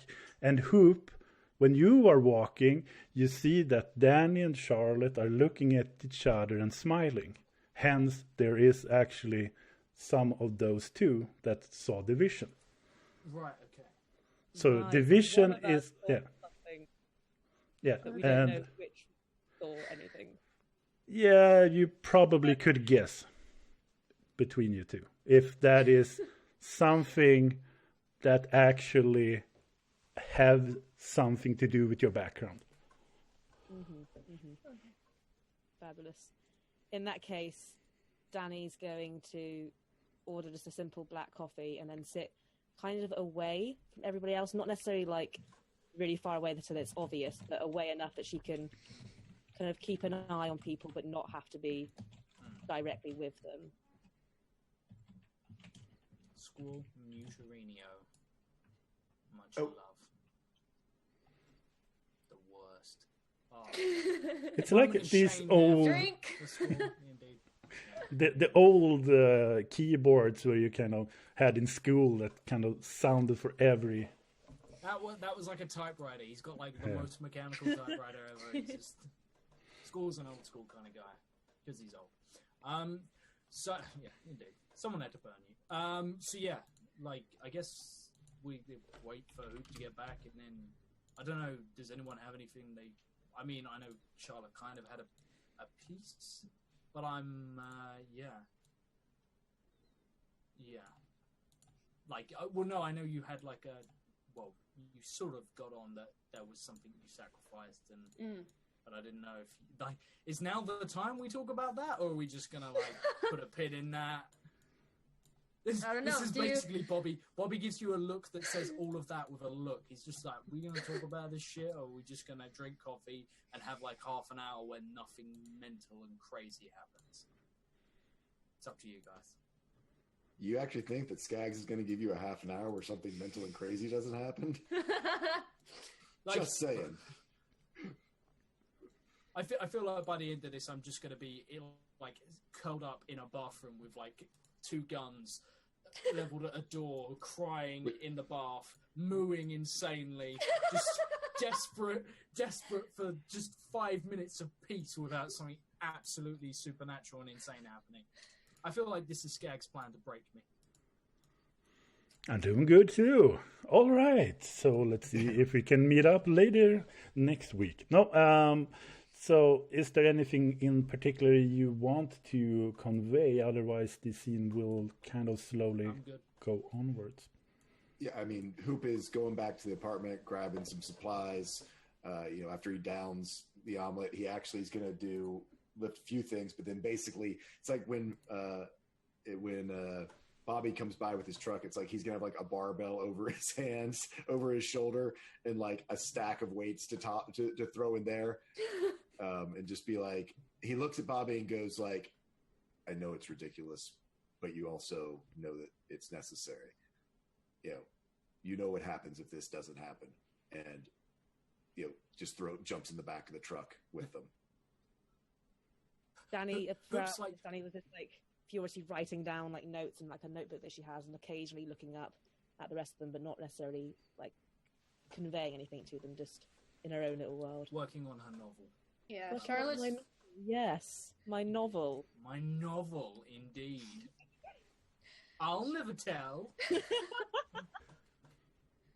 Charlotte's just kind of sitting there. She saw Bobby's look, and she just kind of like took a forkful of like pancake and just put it in her mouth and just kind of looked away. Okay, so maybe you don't maintain eye contact whilst No. She'll probably tell about it later, but she really just wanted that moment of silence eating that pancake. Yeah, no, I know. Bobby's just like sat there with food in front of him, and he's like, "I feel like me and you can just not talk for half hour. That's cool, okay? Yeah, okay. We both just eat and say nothing, not a damn word, Pretty and much. it's lovely." When Hoop throws his weights in the back, it says like, I know it's ridiculous. Like Bobby's just like lets him finish his spiel, and it just says like, "You honestly think that's the part of my day that I'm gonna go home tonight and think, wow, that was weird." They get in the fucking truck, and Bobby just drives. Bobby's like, you no longer hold the monopoly on weird shit today. I'm sorry. It's a joint pool that we now have. So, I guess, we head back to Bobby's, which is, cool. Bobby's house is like a farm, which actually, sort of belonged to his dad, who was sort of like, and then he bought, and his dad moved somewhere smaller and closer to work, and, Bobby was supposed to like, Bobby's got a long list of things that his dad was like, you were going to be a sheriff, and you were going to like tend to the farm and rear animals and stuff, and you were going to stop drinking and all these other things. And there's about 4 cars around that have never been fixed up that you said you were going to do. It's just one thing after another, really. But there's a couple of things to note. It's a 2-story, entirely detached, like in the middle of nowhere, little farmhouse, it's a really nice building, but it's kind of mired by the fact that right next to it, set back maybe like 100 meters, 150 meters down, sort of like in the sort of the turnaround space on the drive, there is this wreck of what was clearly like, it's like a blackened square, and it's huge. It's like a building was there, and there's still like some flotsam and jetsam, discarded bits of wood with burn markings and stuff like that. That are there. There's also a really large oak tree that's in the center, like almost like forms like a small roundabout, and it's got daffodils growing out around the bottom. And there's tire tracks all around the place from all the vehicles and stuff. But this tree has a really, really big, hefty. It looks like someone started trying to cut it down at some point with an axe or something or other. But it's got a massive ripped out piece of bark there. There's the burnt remains of a building that is long gone, but it probably was like another house or a barn or something.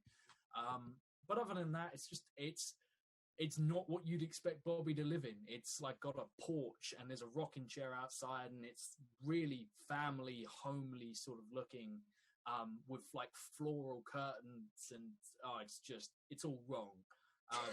So he pulls in, sort of awkwardly looks at everyone, doesn't say anything, doesn't explain it, and it's just like, so this is home.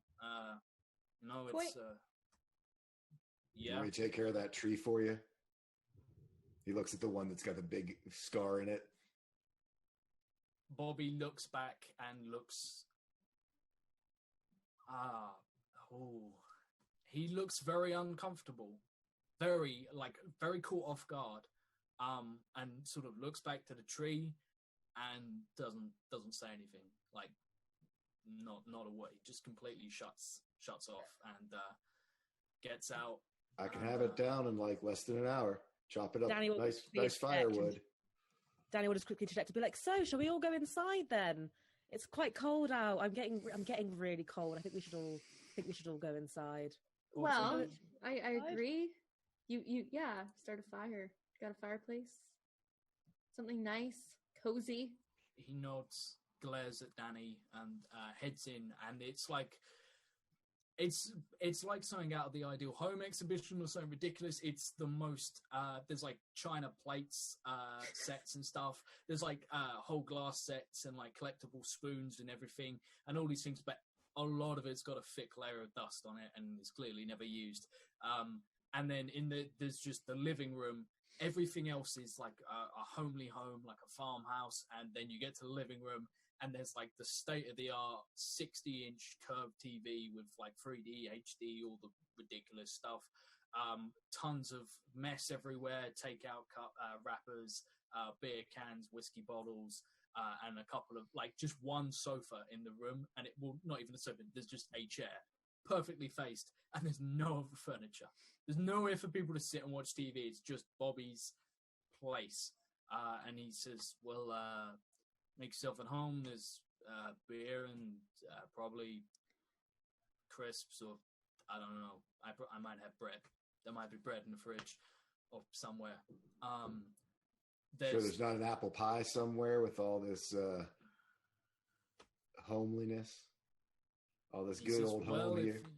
If you wanna drive for 6 hours, find my ex-wife and ask her to cook, then abso-fucking-lutely. But I sure as fuck ain't. So, I mean, you know what? I don't actually think I've ever been through some of the cupboards. So if you find a recipe for apple pie and the stuff to make it and it isn't rancid, you go right ahead. I'm gonna have a drink, and I'm probably gonna hit the hay. There's 2 bedrooms upstairs. There's one. Yeah. Was that one of you, or was that Skaggs? No, that wasn't me at all. No one else? Oh, sorry. A car drove by and it was really loud. Okay. I'm like, sorry. I've had people. I've thought there was someone shooting outside my window before because of Skaggs, so I wasn't sure. I wasn't. If that was the soundboard. So I'm like, someone's at the house. I'm just like totally oblivious. It was weird though, because it almost sounded like it could be like a quad bike or like a off-roader bike, and I was like, and Skag is gonna ruin my house. Wonderful. But I'm gonna I head in. Just you got bathroom? I'd love to take a shower. Kind of bloodied still. He just waves his hand in the general direction of the stairs and is like, there's 2 en-suites upstairs. Water should be on. All right. Just walk up the stairs. Hoop throws some food and milk in the kitchen, and then... There's no food in. Oh, no, he brought it. Oh, yeah, oh, good. I was going to say, please tell me you brought food. Hoop brought it I didn't bring... Because otherwise, who knows what Hoop would end up eating. And you just open the fridge and there's like a fruit of some sort that is dead. Pickles. And it's just pickles dead. And mustard. There's pickles and there's so many condiments. Yeah. And Hoop just kind of like puts his stuff in there. Then he walks back outside. You start to hear some clanging. Welcome, mortal. Please tell me you're not fucking with my cars. Actually, there is one. There's a nice El Camino out there, but it's completely wrecked. Like the front of it is smashed to all hell. Welcome, mortal. You hear clanging. He's outside. Okay, cool. Might be I'm really tempted to just shoot you out of the window, but I hope you're not touching my cars. Well, a man can hope. A man can dream. A man can have dreams. Man can have a dream for sure. Josh, as a representative of Encounter Roleplay, maybe you can do some of its plugs, as I say, Mexi Hack Coach something. Thank you for the follow, and gentlemen of the follow. And Pixel Brain. Pixel Brain too. P1 Cell Brain. Yeah, that's nailed that. So on the hour-ish, sort of close enough, we can fluff it. It's absolutely fine. It's this time when you guys can still get involved. You can donate to give Nat 1s, Nat 20s, Wild Magic Surges, mounts, all kinds of crazy stuff that Skag then has to deal with and throw into the campaign in new and exciting and interesting ways. Look at his little face. Look how much he loves it. So absolutely, you can get involved if you want to find out how. Just go down, just a little, that sounded wrong phrasing. Just below the screen, there is donation, and there's loads of other cool stuff there. If you are new here, don't forget to hit that follow button like the wonderful gentleman scholar that is Pixel Brain and Mexicahol Coat. Nailed that. Skag, between the two of us, we've got this. Pronunciation on point. If you guys are just joining in now, we are playing the Hive. It's in Open Legend, which you guys should totally check out. And I'm sure one of the mods will be happy to put a little plug in the chat for Open Legend and the fantastic stuff they do over there. You should definitely check them out as well. But for now, we're on a farm. It belongs to a drunk, alcoholic, washed-up PI that is me. We have an emotionally dead piece of roadkill named Charlotte, who is here. We have Danny, the most optimistic of journalists you've ever met, despite the fact that there's nothing to be optimistic about. And we have Squall, who is Hoop, and Hoop is definitely not a demon of some sort with horrible eating problems that will probably eat all of us and maybe the world as well. But who knows? And there's obviously Skag, who is just here to make my beard look a bit naff. Sad. So it's going well for everybody, really. Everything's going well. We're in dark days. Moo. Moo. Motherfucker. So, Skag, there we are. Yeah. So you look out the window, Bobby, and you see Hoop is doing what now? Oh, do you look out the window? Do you know? Yeah, I thought it did. Well, how long has it been? How Since long has it been before you look out the window? I'm gonna give it 5 minutes of clanging and then just be like, I'm gonna shoot him. And I literally come to the window with a rifle and everything. You see him with the barbell, and at this point, you see him with the barbell out there. He sort of set up a makeshift bench out on the front porch and is just doing bench presses or something. Cool. Okay. In which case, I straight up examine your face through the crosshairs for a moment. Not that you'd ever know that I did that, but I do. And there's a genuine moment, and then he just hears right there, and then he hears the hot water, and he's like, he hears the water, and it's just like, I'm waiting for either Charlotte to start screaming that there's no hot water, or start screaming that there's no cold water, because I have not maintained my house.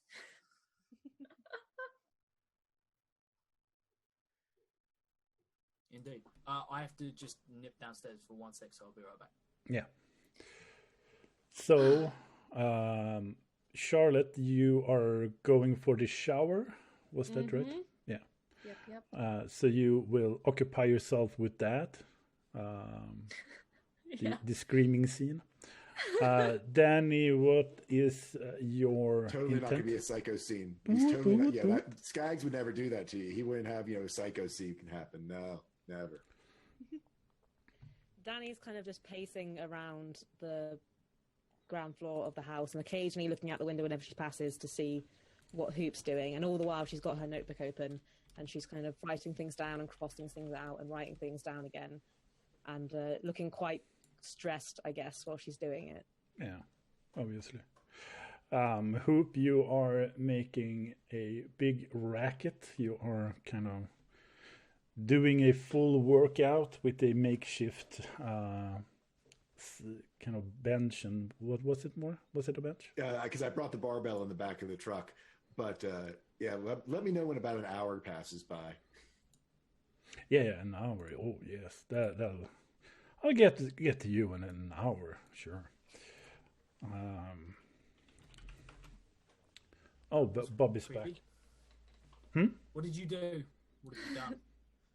The house is on Psycho's fire. about to happen up in the shower scene. Yeah. Oh, good. Okay, cool. That's cool.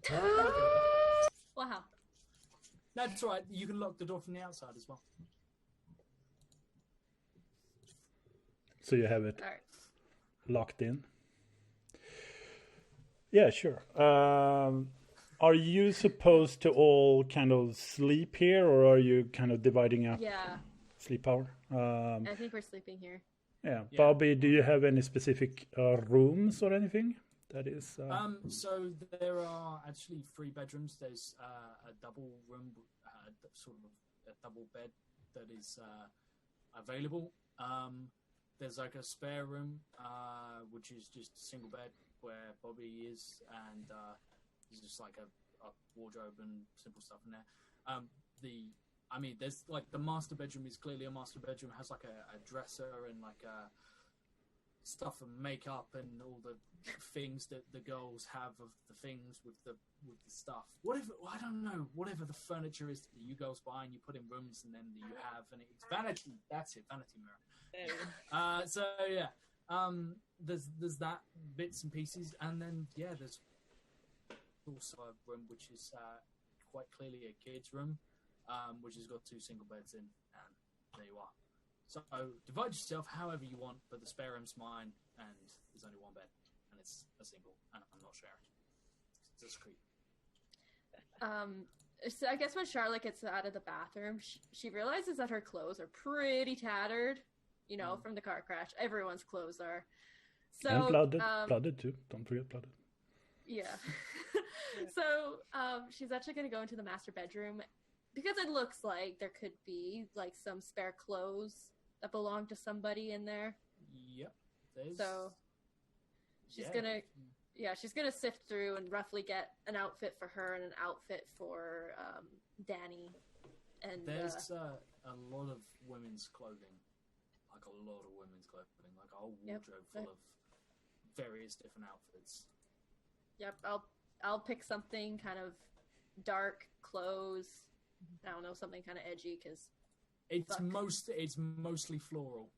Floral, great, okay, yeah. It's Kath Laura Kitson Ashley. sort of Kath Kitson like the whole way. It's that God. wonderful. Yeah. She's kind of like looking at her options and picks the least frilly, girly looking outfit she can get, and then picks something kind of similar for Danny. Cool. Yeah. And I guess she'll get changed and bring Danny some clothes. Danny will she'll look at the clothes that have been offered and be like, "Oh, thank you. Well, I do appreciate it. I just, I'm not sure I'm comfortable, I guess. Like, just wearing somebody's clothes that aren't mine. That Okay, that's fine. I mean, to your choice if you want to wear something that's covered in blood and I know. pieces. Obviously, those clothes are the better choice, but I don't know. The person that wore them first, I think, meant something to Bobby. Honestly, I don't mind. I'll stick to these. I'll get changed when I can. But thank you anyway. Should I not be? I mean, I don't want to have a situation because you know me. Well, I can't pretend to know Bobby or know what goes on in his head. I think nobody can. I don't know how he'd react, but I'm going to stay on the safe side. If you didn't want to wear those clothes now, we can drop by my place later, tomorrow morning perhaps, and we can get something from there. But Charlotte's gonna nod her head, and then she's gonna go into the spare bedroom and find like a shirt of Bobby's just to wear instead. Bobby's like in bed. Like you walk in, Bobby's like just laying there. Carrying clothes, just walking into Bobby's room like, oh, hello. Wrapped in a towel, she walks in. Are you walking in with the clothes? Have you just brought... Oh yeah, you're already wearing this flowery dress. Yeah, I was... Okay. I'm gonna like kind of like try and, I don't know, hide it. Maybe she wasn't expecting you to be in the room yet, and she kind of a little started like, I'm just gonna close the door. I'll just mute. Bobby's gonna follow you out and say, you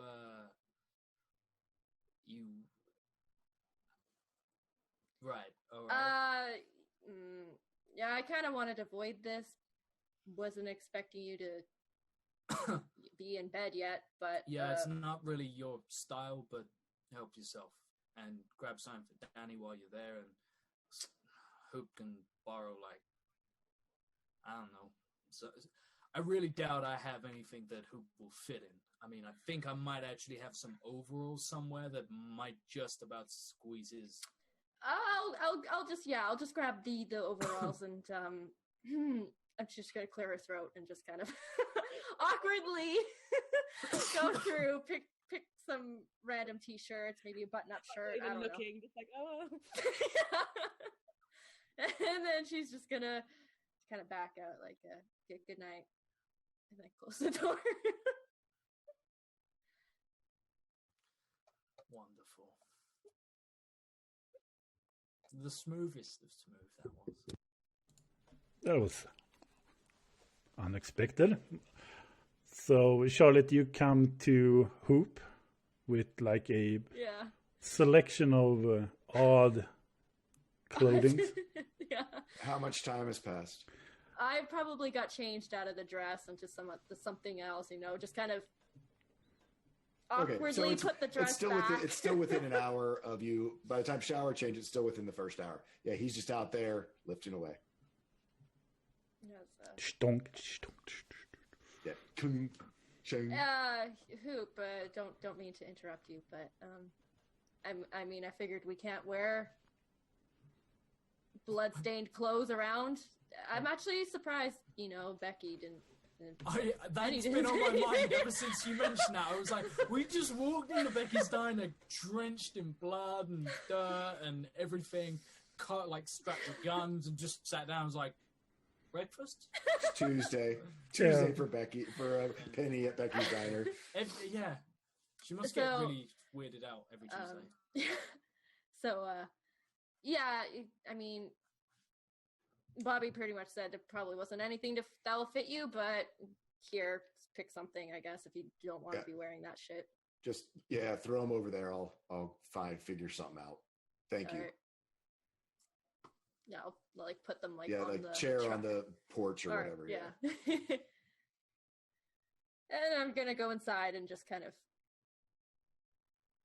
awkwardly look around. This is a quick note as well. You've got Bentley walking around by your side as well.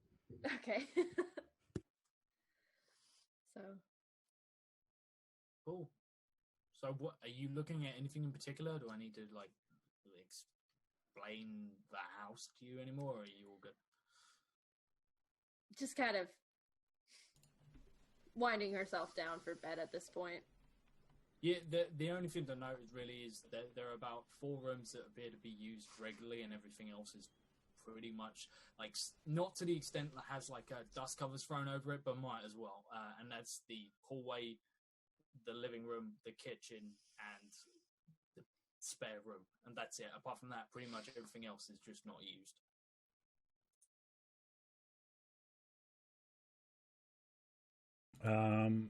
So What? here you have some. Yeah, I don't know. Oh, right. Yeah.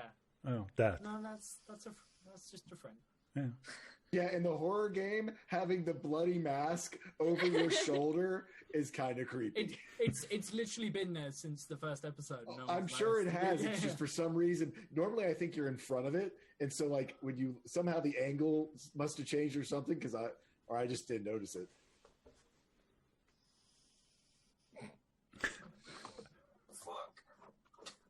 We're about to watch Josh die right now on stream. Live on stream. No, this was actually from an Encounter roleplay stream, sort of. thing. Anyway, Back to the game. I bet after a while, the Hoop, you see that your time frame is now past, meaning that you are done with your workout. No, things start. Different clanging is now happening from outside.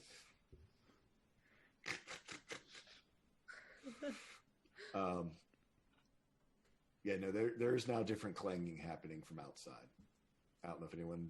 I mean, y'all have heard it for the last hour and a half, so whether you just figure he's moved on to a different exercise or whatever, but there's different clanging from happening outside now. Yeah. Anybody who goes Danny's for it? still Or? should have a peek out the window. Go ahead. See what they do. Make my day. Hoop in a very zoned out. I mean, before when he was working out, he was kind of being very, kind of normal guy lifting weights. He now looks like, completely expressionless. And yeah, he's basically lifting up one of the front of the cars and putting it down and lifting it up again and putting it down. And a very mean.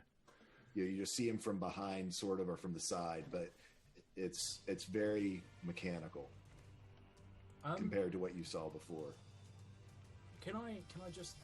I know I'm not a DM, Skag, but pretty much the only car that's sort of in any shape is the El Camino. Can you just roll me like a perception check real quick? If you see it, or No, it's for Hoop, just because he might figure something out. he might think. I can roll perception. I can roll. Yeah. You can roll. If that's okay. I'm missing some. I am too, but it's going to be great. No advantage or disadvantage. What do you think, Josh? No, I'm going to say just Flat roll it.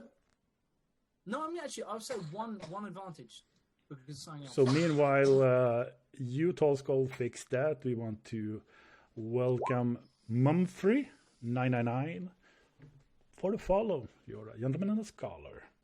Indeed, A 19. Bobby, solid, yeah. take the lead. Okay, so you as you walk over to start lifting the car, you will notice that the car has basically been wrapped around something, and sort of looking around, you will notice that it's definitely at some point been crashed at quite some speed into the giant sodding oak tree right in the front that you offered to chop down. That's what damaged it. It's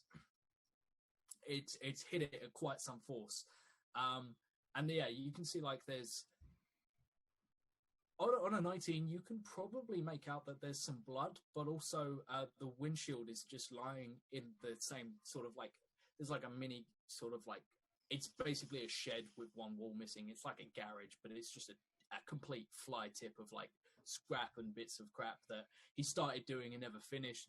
But the windscreen is there, and the windscreen has blood on it, but hasn't cracked. Nothing's gone through it, but there are 6 bullet holes in quite a nice little grouping straight through the driver's side. And yeah, that's something that you probably pick up. There's a little thing. Play my cards close to my chest there. Hoop would have probably noticed all of that, except for the fact that right now his eyes are rolled up into the back of his head. Okay. Well, it's just something to know.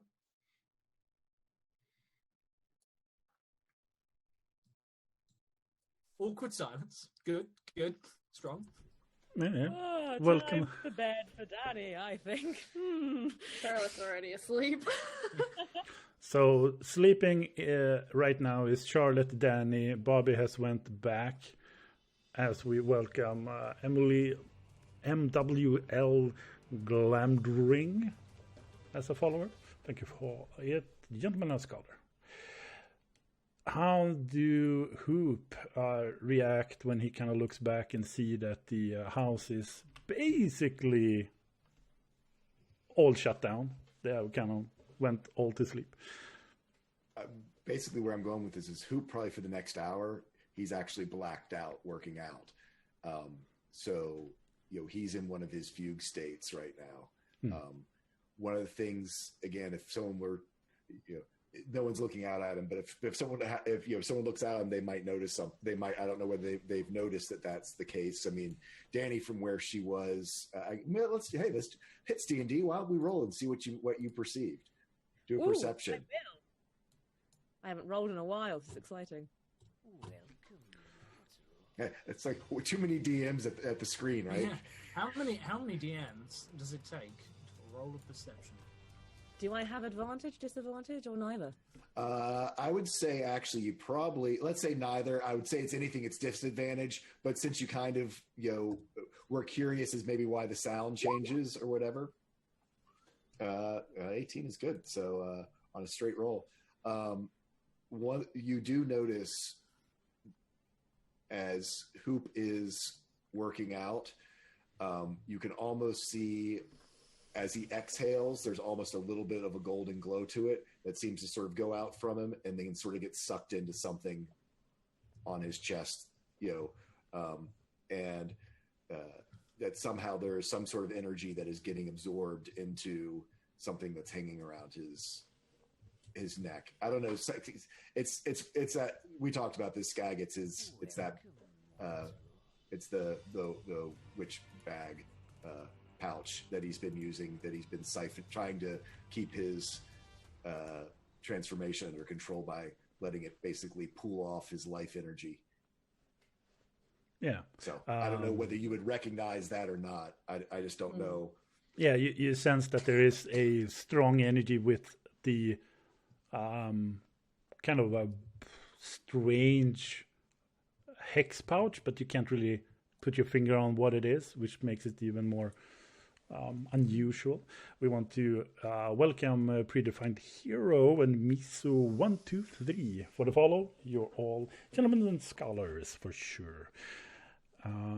After a while, I would say that Hoop, you wake up from this kind of haze of workout. When you have done a workout, I kind of do. I've been so long. Yes, I'm familiar. Yeah, and when you kind of pushed yourself a little bit too much and the muscles are not really cramping, but they are almost making a small shiver because you have put a little bit too much. Yeah, spasming.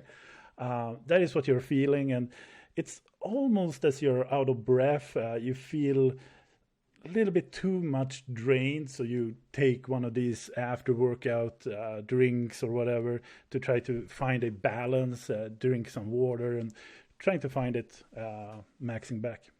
When I wake up, do I actually then notice the stuff about the El Camino? Yeah, probably. So we'll say, after when I sort of come out of it, I'm standing over the El Camino and see all the stuff that Josh described. Yeah, that works. Cool. That's good. So Danny has gone to sleep. Hoop, you are slowly going back to the door, to the house. Go back to the house. Yeah. I'll grab the stuff and I'll head up to take a shower. Yeah. So you go to the door. You go up through the steps to the porch. There is a small, kind of a long porch where there is this homey feeling, which is kind of strange, as Bobby doesn't really fit the theme of the homey husband, but a little bit of the background. So in a corner you see probably some toys, wooden toys laying around, a hammock and this kind of rocking chair and what have you. You take your hand on the doorknob and you open it, and the only thing, because you have been working out and you have kind of really pressed yourself, the door flies back into place. You're holding the door now because you are strong. You're kind of holding it back, and because you're holding it so kind of, I do not want to change this. What's happening? So the door kind of slams back into place. You're holding the doorknob, and you feel that there is something happening, and you get this motion again where this muscular part of you are feeling drained after the exercise, and it's not that, it's the flickering is coming back. There is something slowly, like with Cain? Yeah, something very much like the Cain incident. And oh shit. So I basically had the poltergeist thing happen with the door, that something slammed the door, and just because I've been strong, basically I ripped the doorknob out, but the door is being held closed by some other force, or something slammed the door. Oh shit. Okay, here we go. Do we get like jolted awake by hearing this? Like slamming. You yeah, hear this? you wake up like you have had like a cold shower, some bucket of ice cold water, so you can just pulled up from the beds.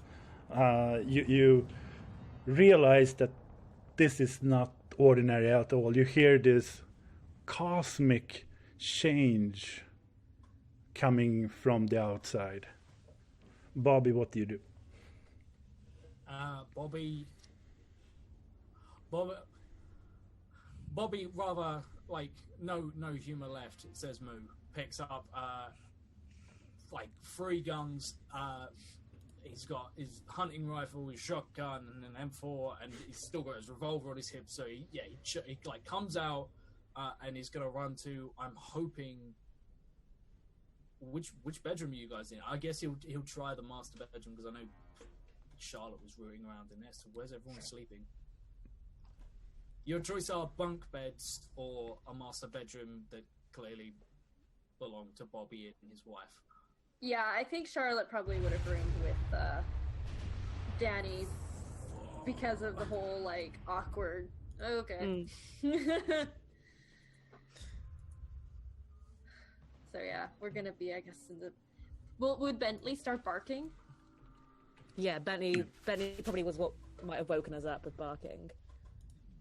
Yeah, We all know animals. They have that sixth sense. They know what's up. I know. Bentley's just going mental. So I am gonna like charge into wherever that you guys are, and like lay out weapons on the bed, like just wearing a pair of like cargo pants, and lock and load, and I'm gonna call out for Hoop because I don't know where Hoop is.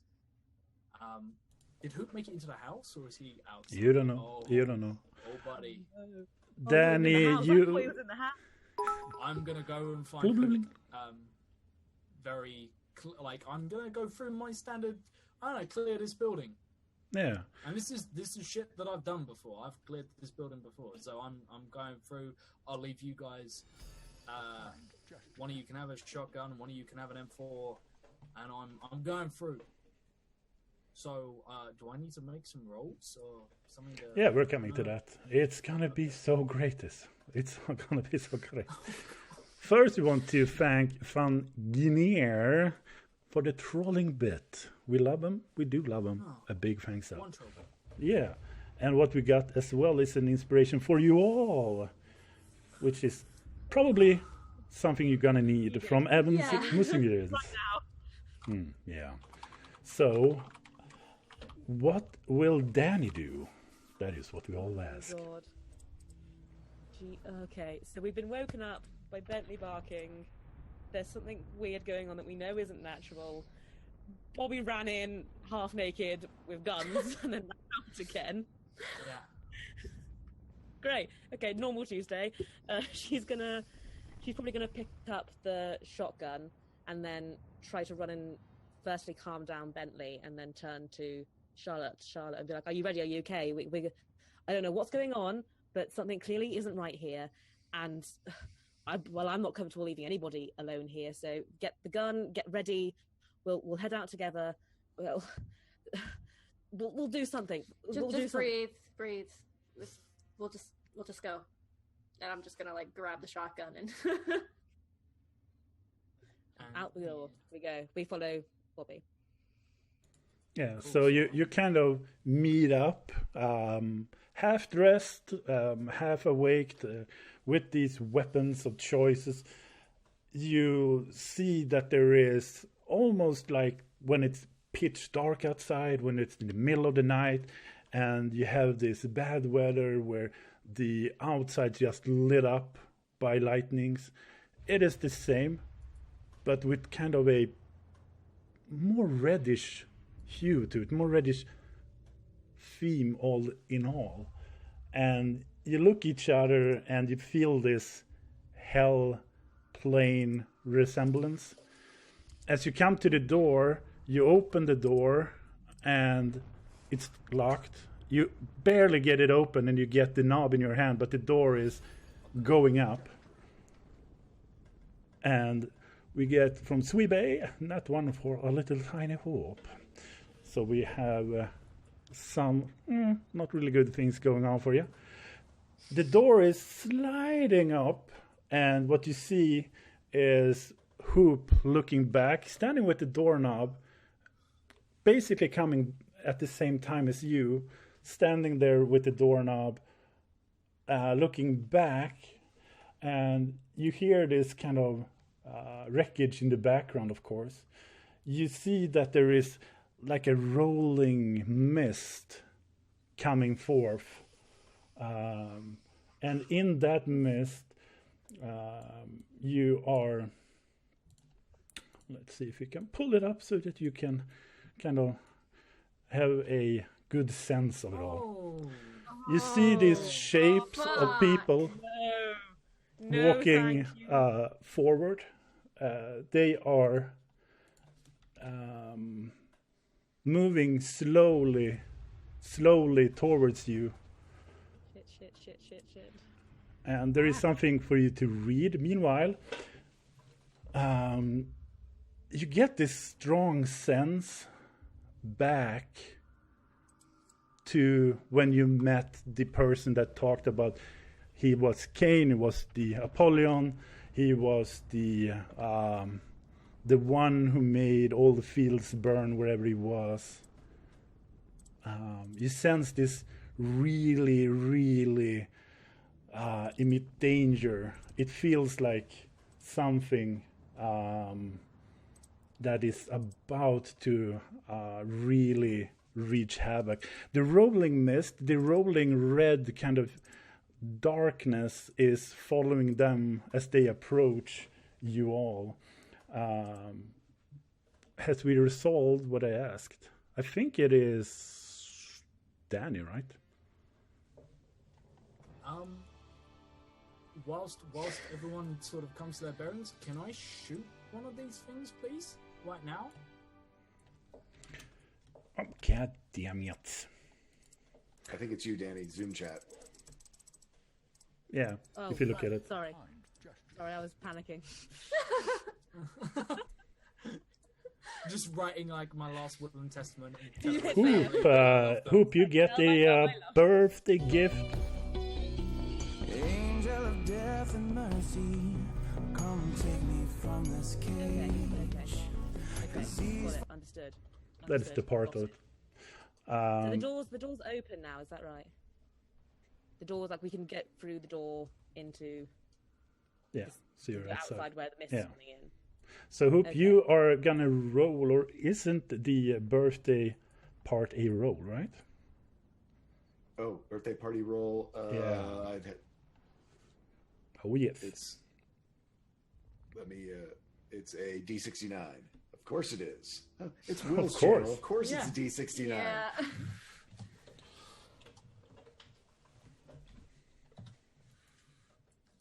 I have a 36. In a 36, a lot of things are being resolved here. A 36 says, I'm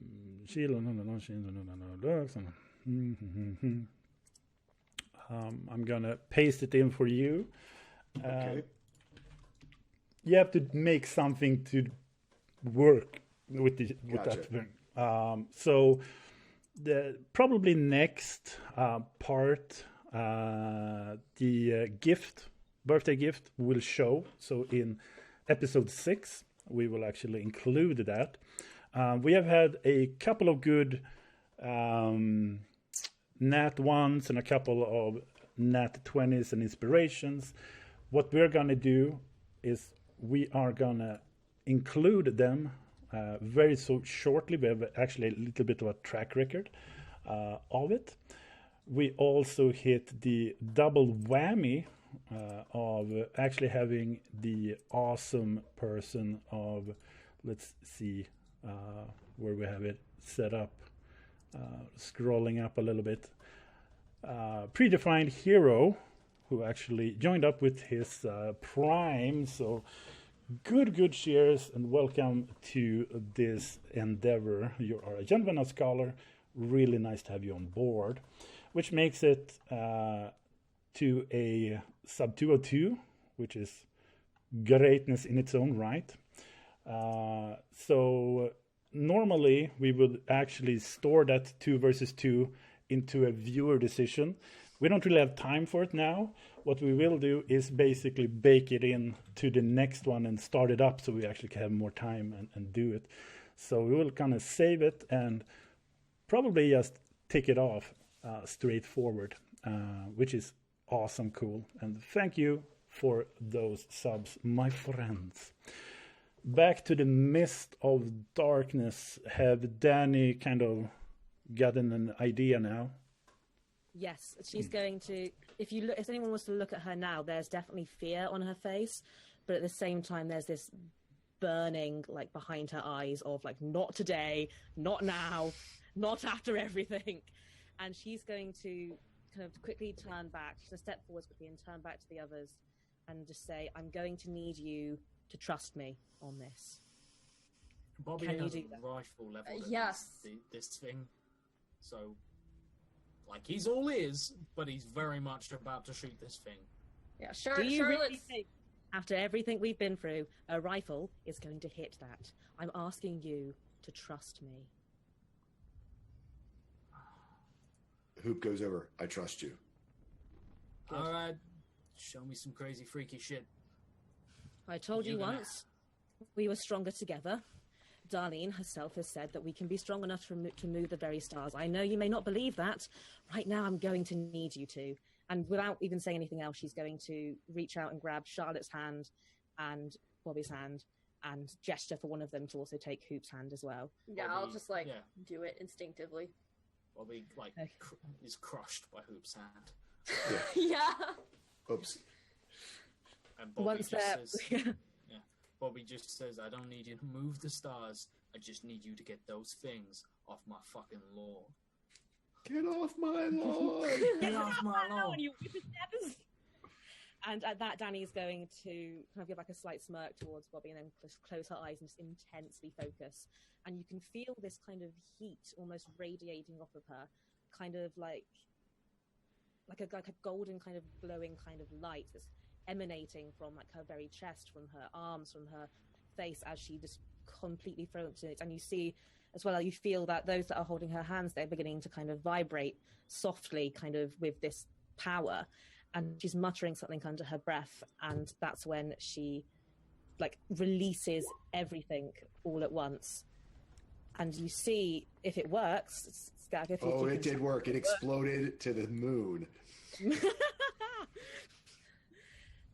And almost at once you see, if I can, am I okay to explain what happens to our new visitors, Skagif, or do you want to take that? Holy shit! So, am I muted? No. So we were talking a little bit about this in Open Legend, where the kind of legendary arc, the top level of difficulties, we were talking about where you want to hit. it's ranging from 5 to somewhere between 20 something, and as a top tier of level is like 30, 35, which is considered in the game legendary, and it is like cosmic. You could jump several, I don't know, meters, several X amount of feet. So a 43, which the banishment did, is actually beyond the legendary state. So continue, do your bidding. Casual god mode. Yeah. Just, it turns out I'm a god. Sorry, guys. Should have told you before. A little bit of the... It was your inspirational speech. Move the stars. Okay, baby, let's go. Bam, we're on it. So that is actually with the help of the viewers to push the stars. We're stronger together, chat. So anyway, what you kind of would see happening after this kind of thing explodes and emanates from Danny, it's almost like a massive gush of wind that just pushes the mist back and forms it almost into kind of like a swirling tornado vortex that whips and whips and whips around these figures and just slowly just bursts out, and so the mist just evaporates into the air, leaving just the figures standing on their own, and then one by one they start themselves to just explode into what looks like stardust until there's just nothing left on the lawn apart from just like the faintly dropping glimmers of stardust and ash and kind of like cinders. Yeah, and part of it probably burns small holes. It has small, like, burnt crisps of circles on the grass of the lawn. And when Danny opens her eyes again, there's just nothing there. Yeah, and it's even worse than that for your lawn. There are actually almost like small pockets of the exploded dirt where they were standing. So it's like a small, just piece of exploding where they were standing. So there are now kind of dirt patches all over your beautiful or kind of overgrown lawn, but still now. He's just going to turn to Bobby, just completely out of breath, and be like, well, sorry about as long as Josh gets screwed, I'm good. Like, Bobby is going to sort of, like, very disorientatedly, like, grope for his rifle, and then just pale-faced walk over to the smouldering holes in the floor, look down, look back at Danny standing on the porch, look back again, and then start trudging back over and just say, we'll put a flower bed there or something. It's better the grass than us. What the fuck was that? That is exactly where we leave it off. With what the heck was that? Nice. Okay, holy roll, Louise. Gotta love exploding dice. A 43. Good night. So we I need to take a little bit of a touch base on our kind of roles and stuff. I bet that we have a little bit of Will lurking around. The followers, 20 of 20. Nice. These subs, I love you as well. A little bit more. A little bit. But the followers, a lot. What we are going to do with the 20 out of 20 and 2 out of 2 is that we will have a viewer decision times 2 on the next one, episode 6. The viewer decisions will be a 2-part. One part will be where you as a viewer can kind of mold a scene coming up, and the other viewer decision will be a certain kind of decision making in the story arc coming from me to you, what you want to see from here. And it's going to be what Encounter Roleplay kind of refers to like an origin story, which is a little bit of a background thing in the players, or the characters rather. So that'll be coming up. And thank you, Sefix Lear, for following Gentleman and a Scholar. So we know that Kira, you are on the clock a little bit, so we're gonna go for you first. What did you think about this episode, and have you settled down? And where could we find you on the internet's webs? Well, At least there weren't any heads in jars this episode, but still, was really hoping for a peaceful night. No. Not gonna happen. So he's always keeping us on edge. And I was thinking, like, oh, I should really prepare some pouch spells. And I was like, nah, it's fine. I've learned from this. when it's ever fine. Yeah.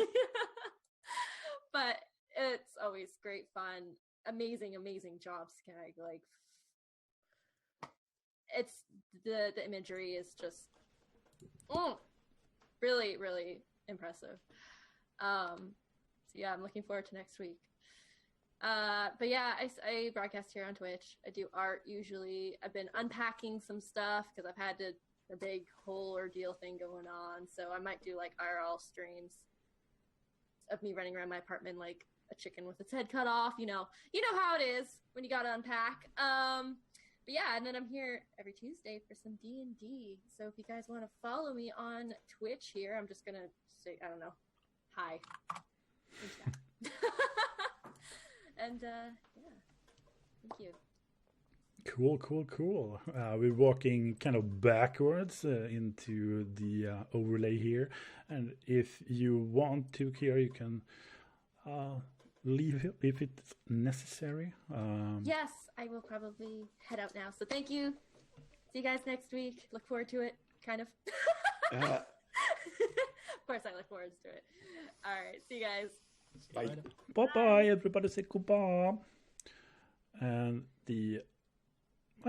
doesn't really seem to be all that bad until she is leaving for sure, I would say. There we go. There we go. Now everything's wrong. So meanwhile, when I'm kind of fixing the screens a little bit, I'm going to start with Tall Skull. How did you kind of get the game? Love it, man. I mean, your stuff is always amazing.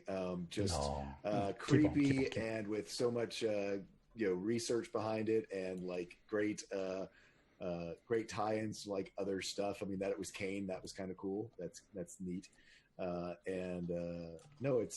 It's always interesting, the visuals that you create. It's always a great campaign. So much fun. And as far as me, you can find me on Encounter Roleplay at 4:00 Eastern Time on Mondays and Tuesdays, playing either Age of the Awakened, the Numenera campaign, or the Open Legend campaign, the Hive, here today. And then I also host my own campaign called The Vice, which you can find over on my Twitch channel. And we do this. I got to brag on all of our community out there again.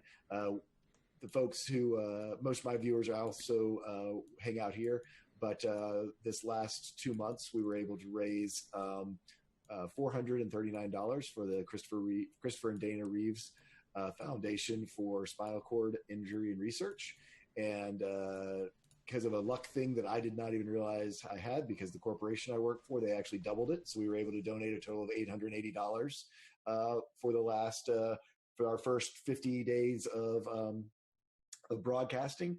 So our next charity with February, we'll be doing a different charity and raising money for them. And we're going to have a little matching thing that happens with that one as well. So anyway, just wanted to invite you guys over, and also thank you guys for all of the amazing open-hearted donations that you have given me and my channel and to the Christopher Reeves Foundation. So thank you guys. Nice. Louise, the same. Did you like it? Where can we find you and all that good things? Oh my god, did I like it? I loved it, as I always do with yours. Honestly, it's so amazing. I'm like still sort of shaking from everything that's happened, not only today, but in the build up to today and in what's going to happen in the future. Like, I know there's just so much more to come. Like, we haven't even scratched the surface of how crazy the Hive is going to get. But 100% enjoying it so far. And I'm actually getting quite sad now because I know we're over halfway, so it has to be ending soon. And when I think about that, it makes me sad, makes me emotional. So it will always live on, though, in the hearts of those who are watching. Chat, love you. And in us as well. And if for whatever reason you wanted to find me on the interwebs, you can find me on Twitter at No More No Less, or on Instagram at Brilliantly Louise. And I'll put that into chat, as well as a Pinterest link to a Danny Rees board that I have.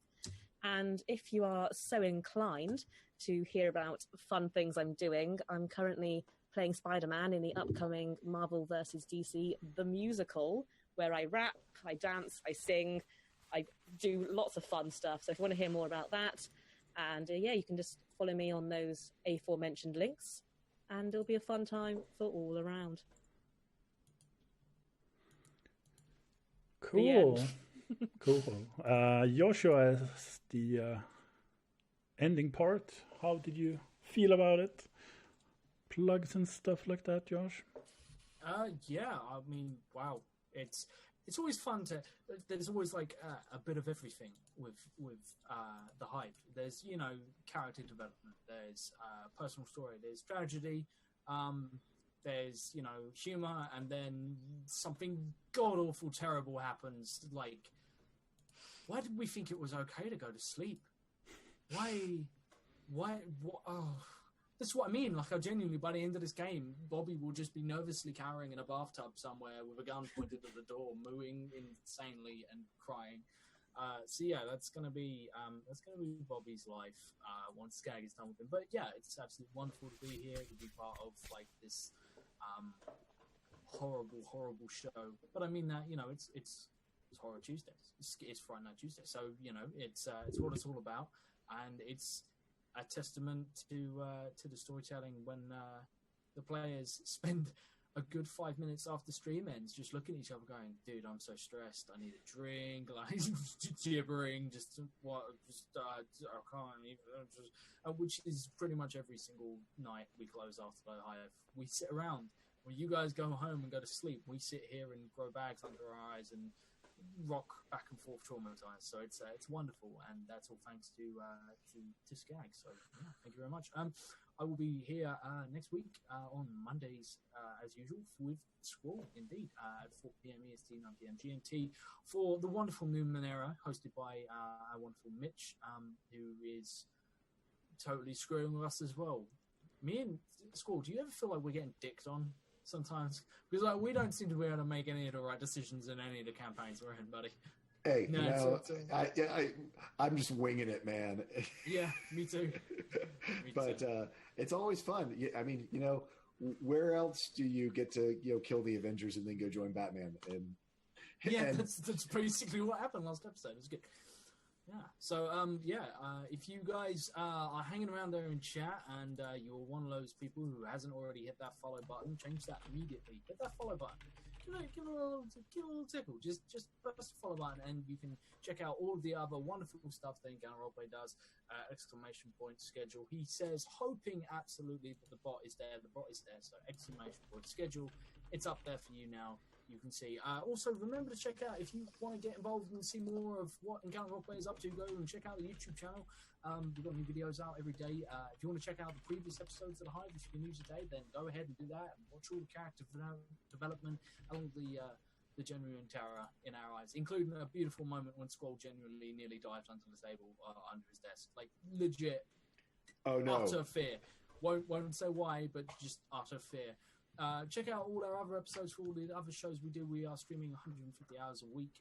It's 150 hours a month. I'm not even sure if there are 150 hours a week, but 150 hours a month is a lot of effort. So everyone, just so you guys know, it will be back to normal tomorrow. Will is having a move today. He's moving in to his new place, but stream will be back up as usual tomorrow. So thank you very much, and I will leave you with Skag to... Skag, are you going to do the thing, or do I do the thing?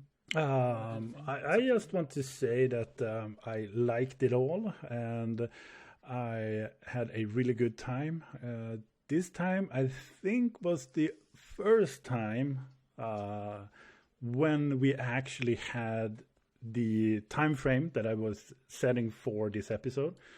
Every other episode, we have to kind of start a little bit nimble on the other episodes, take that in as that would have been the other time frame. So this is actually the first time that we actually kept schedule, which is cool. We nailed it. Me nailed it for the first Finishing time. on the right time for once. Yeah, Go what? us. So yeah, I really liked it. Really hope that you as a viewer right now liked it as well, or you as a VOD in YouTube or Twitch like it as well. Me, you can find on Twitter where I post everything RP related. Twitch, same as my name, which is a pretty sweet name. Come and join me when I do prepping or DMing other stuff. Check that out. That is all for me. I think that Josh, you have a cool little ending where everything kind of goes down. I couldn't possibly. So for everyone here on Encounter Roleplay, try not to have your lawn ruined by orbital bombardments of radiant divine energy, because apparently one of your party members has been keeping it under the covers that she is a god and just didn't feel like mentioning that. And that's probably why she's so sunny side up all the time. Try not to absolutely just walk around every situation and just think, you know what, I could lift that, I could bench that, everything. A car, yeah, I'll bench that, and secretly unravel things about other people's backstories that might or might not come back to bite them in the ass at some point. Try not to walk in and just ransack someone's house and wear all their ex-wife's clothing, because that's just inappropriate. But most importantly, try not to roll too many nat ones, because Will isn't here and he wants to be laughing at you right in your face.